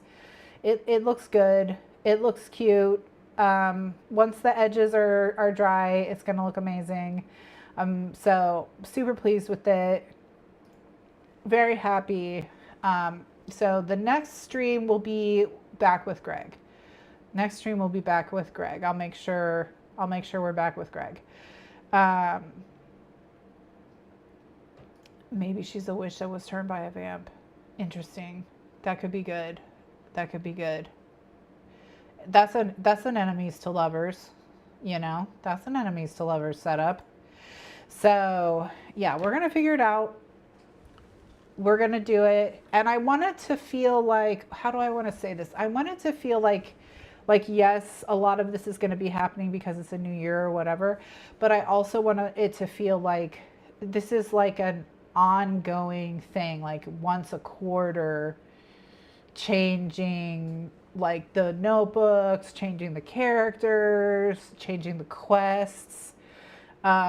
I also was thinking that we should do like a dark academia type of thing for the, I saw that. I saw that. Okay, I did. Something like dark academia for the classes, for the personal curriculum and whatever. And, you know, the cozy-a-thon type stuff. So I have lots of ideas. I'm probably going to end up with all kinds of fall and back to school were both good guesses. But yeah, I was thinking of personal curriculum and only just got it like pulled out of my brain. But yeah, I was thinking the personal curriculum would be really cool. And so there's a lot going on, and you know, of course, we've got the reading tracker and all that stuff. So, but really, I've been talking about how for 2026, my word is either going to be cringe or it's going to be messy. I think it's going to be messy, actually, but it's just to remind myself that perfectionism is unattainable. Perfection is unattainable, and perfectionism is like stops you from living your life. Can stop you from living your life. Can stop you from doing what you want to do. The fear of failure and all of that. And just a reminder that the first step in being good at something is to be bad at it first, which is why this show is called Bad Crafts, because at some point we're going to be doing crafts that I have not done before. Or this like particular like subset of stream, I do call it Bad Crafts, and it's because eventually I plan on actually being bad at crafts live on camera. And so this is all just stuff to remind myself, is that you can start over every single day. You know, like if you spend all your time afraid of looking dumb on the internet, you can't do anything on the internet except stuff that's already trending. You know what I mean? And I just think we can be more creative than that. I know we can. I know we can. So we're gonna, and that's it. All right. So that's what's coming up. Those are some of my thoughts. The most important step a man can take is the next one. What is it? Fall down 6 times get up 7 or whatever it is. And then of course, like my mentor, Big Marge says,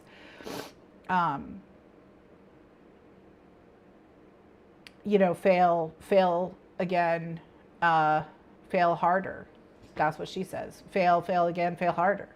So that's like, you know, so yeah, failure is a huge part of the process that needs to be embraced and not feared.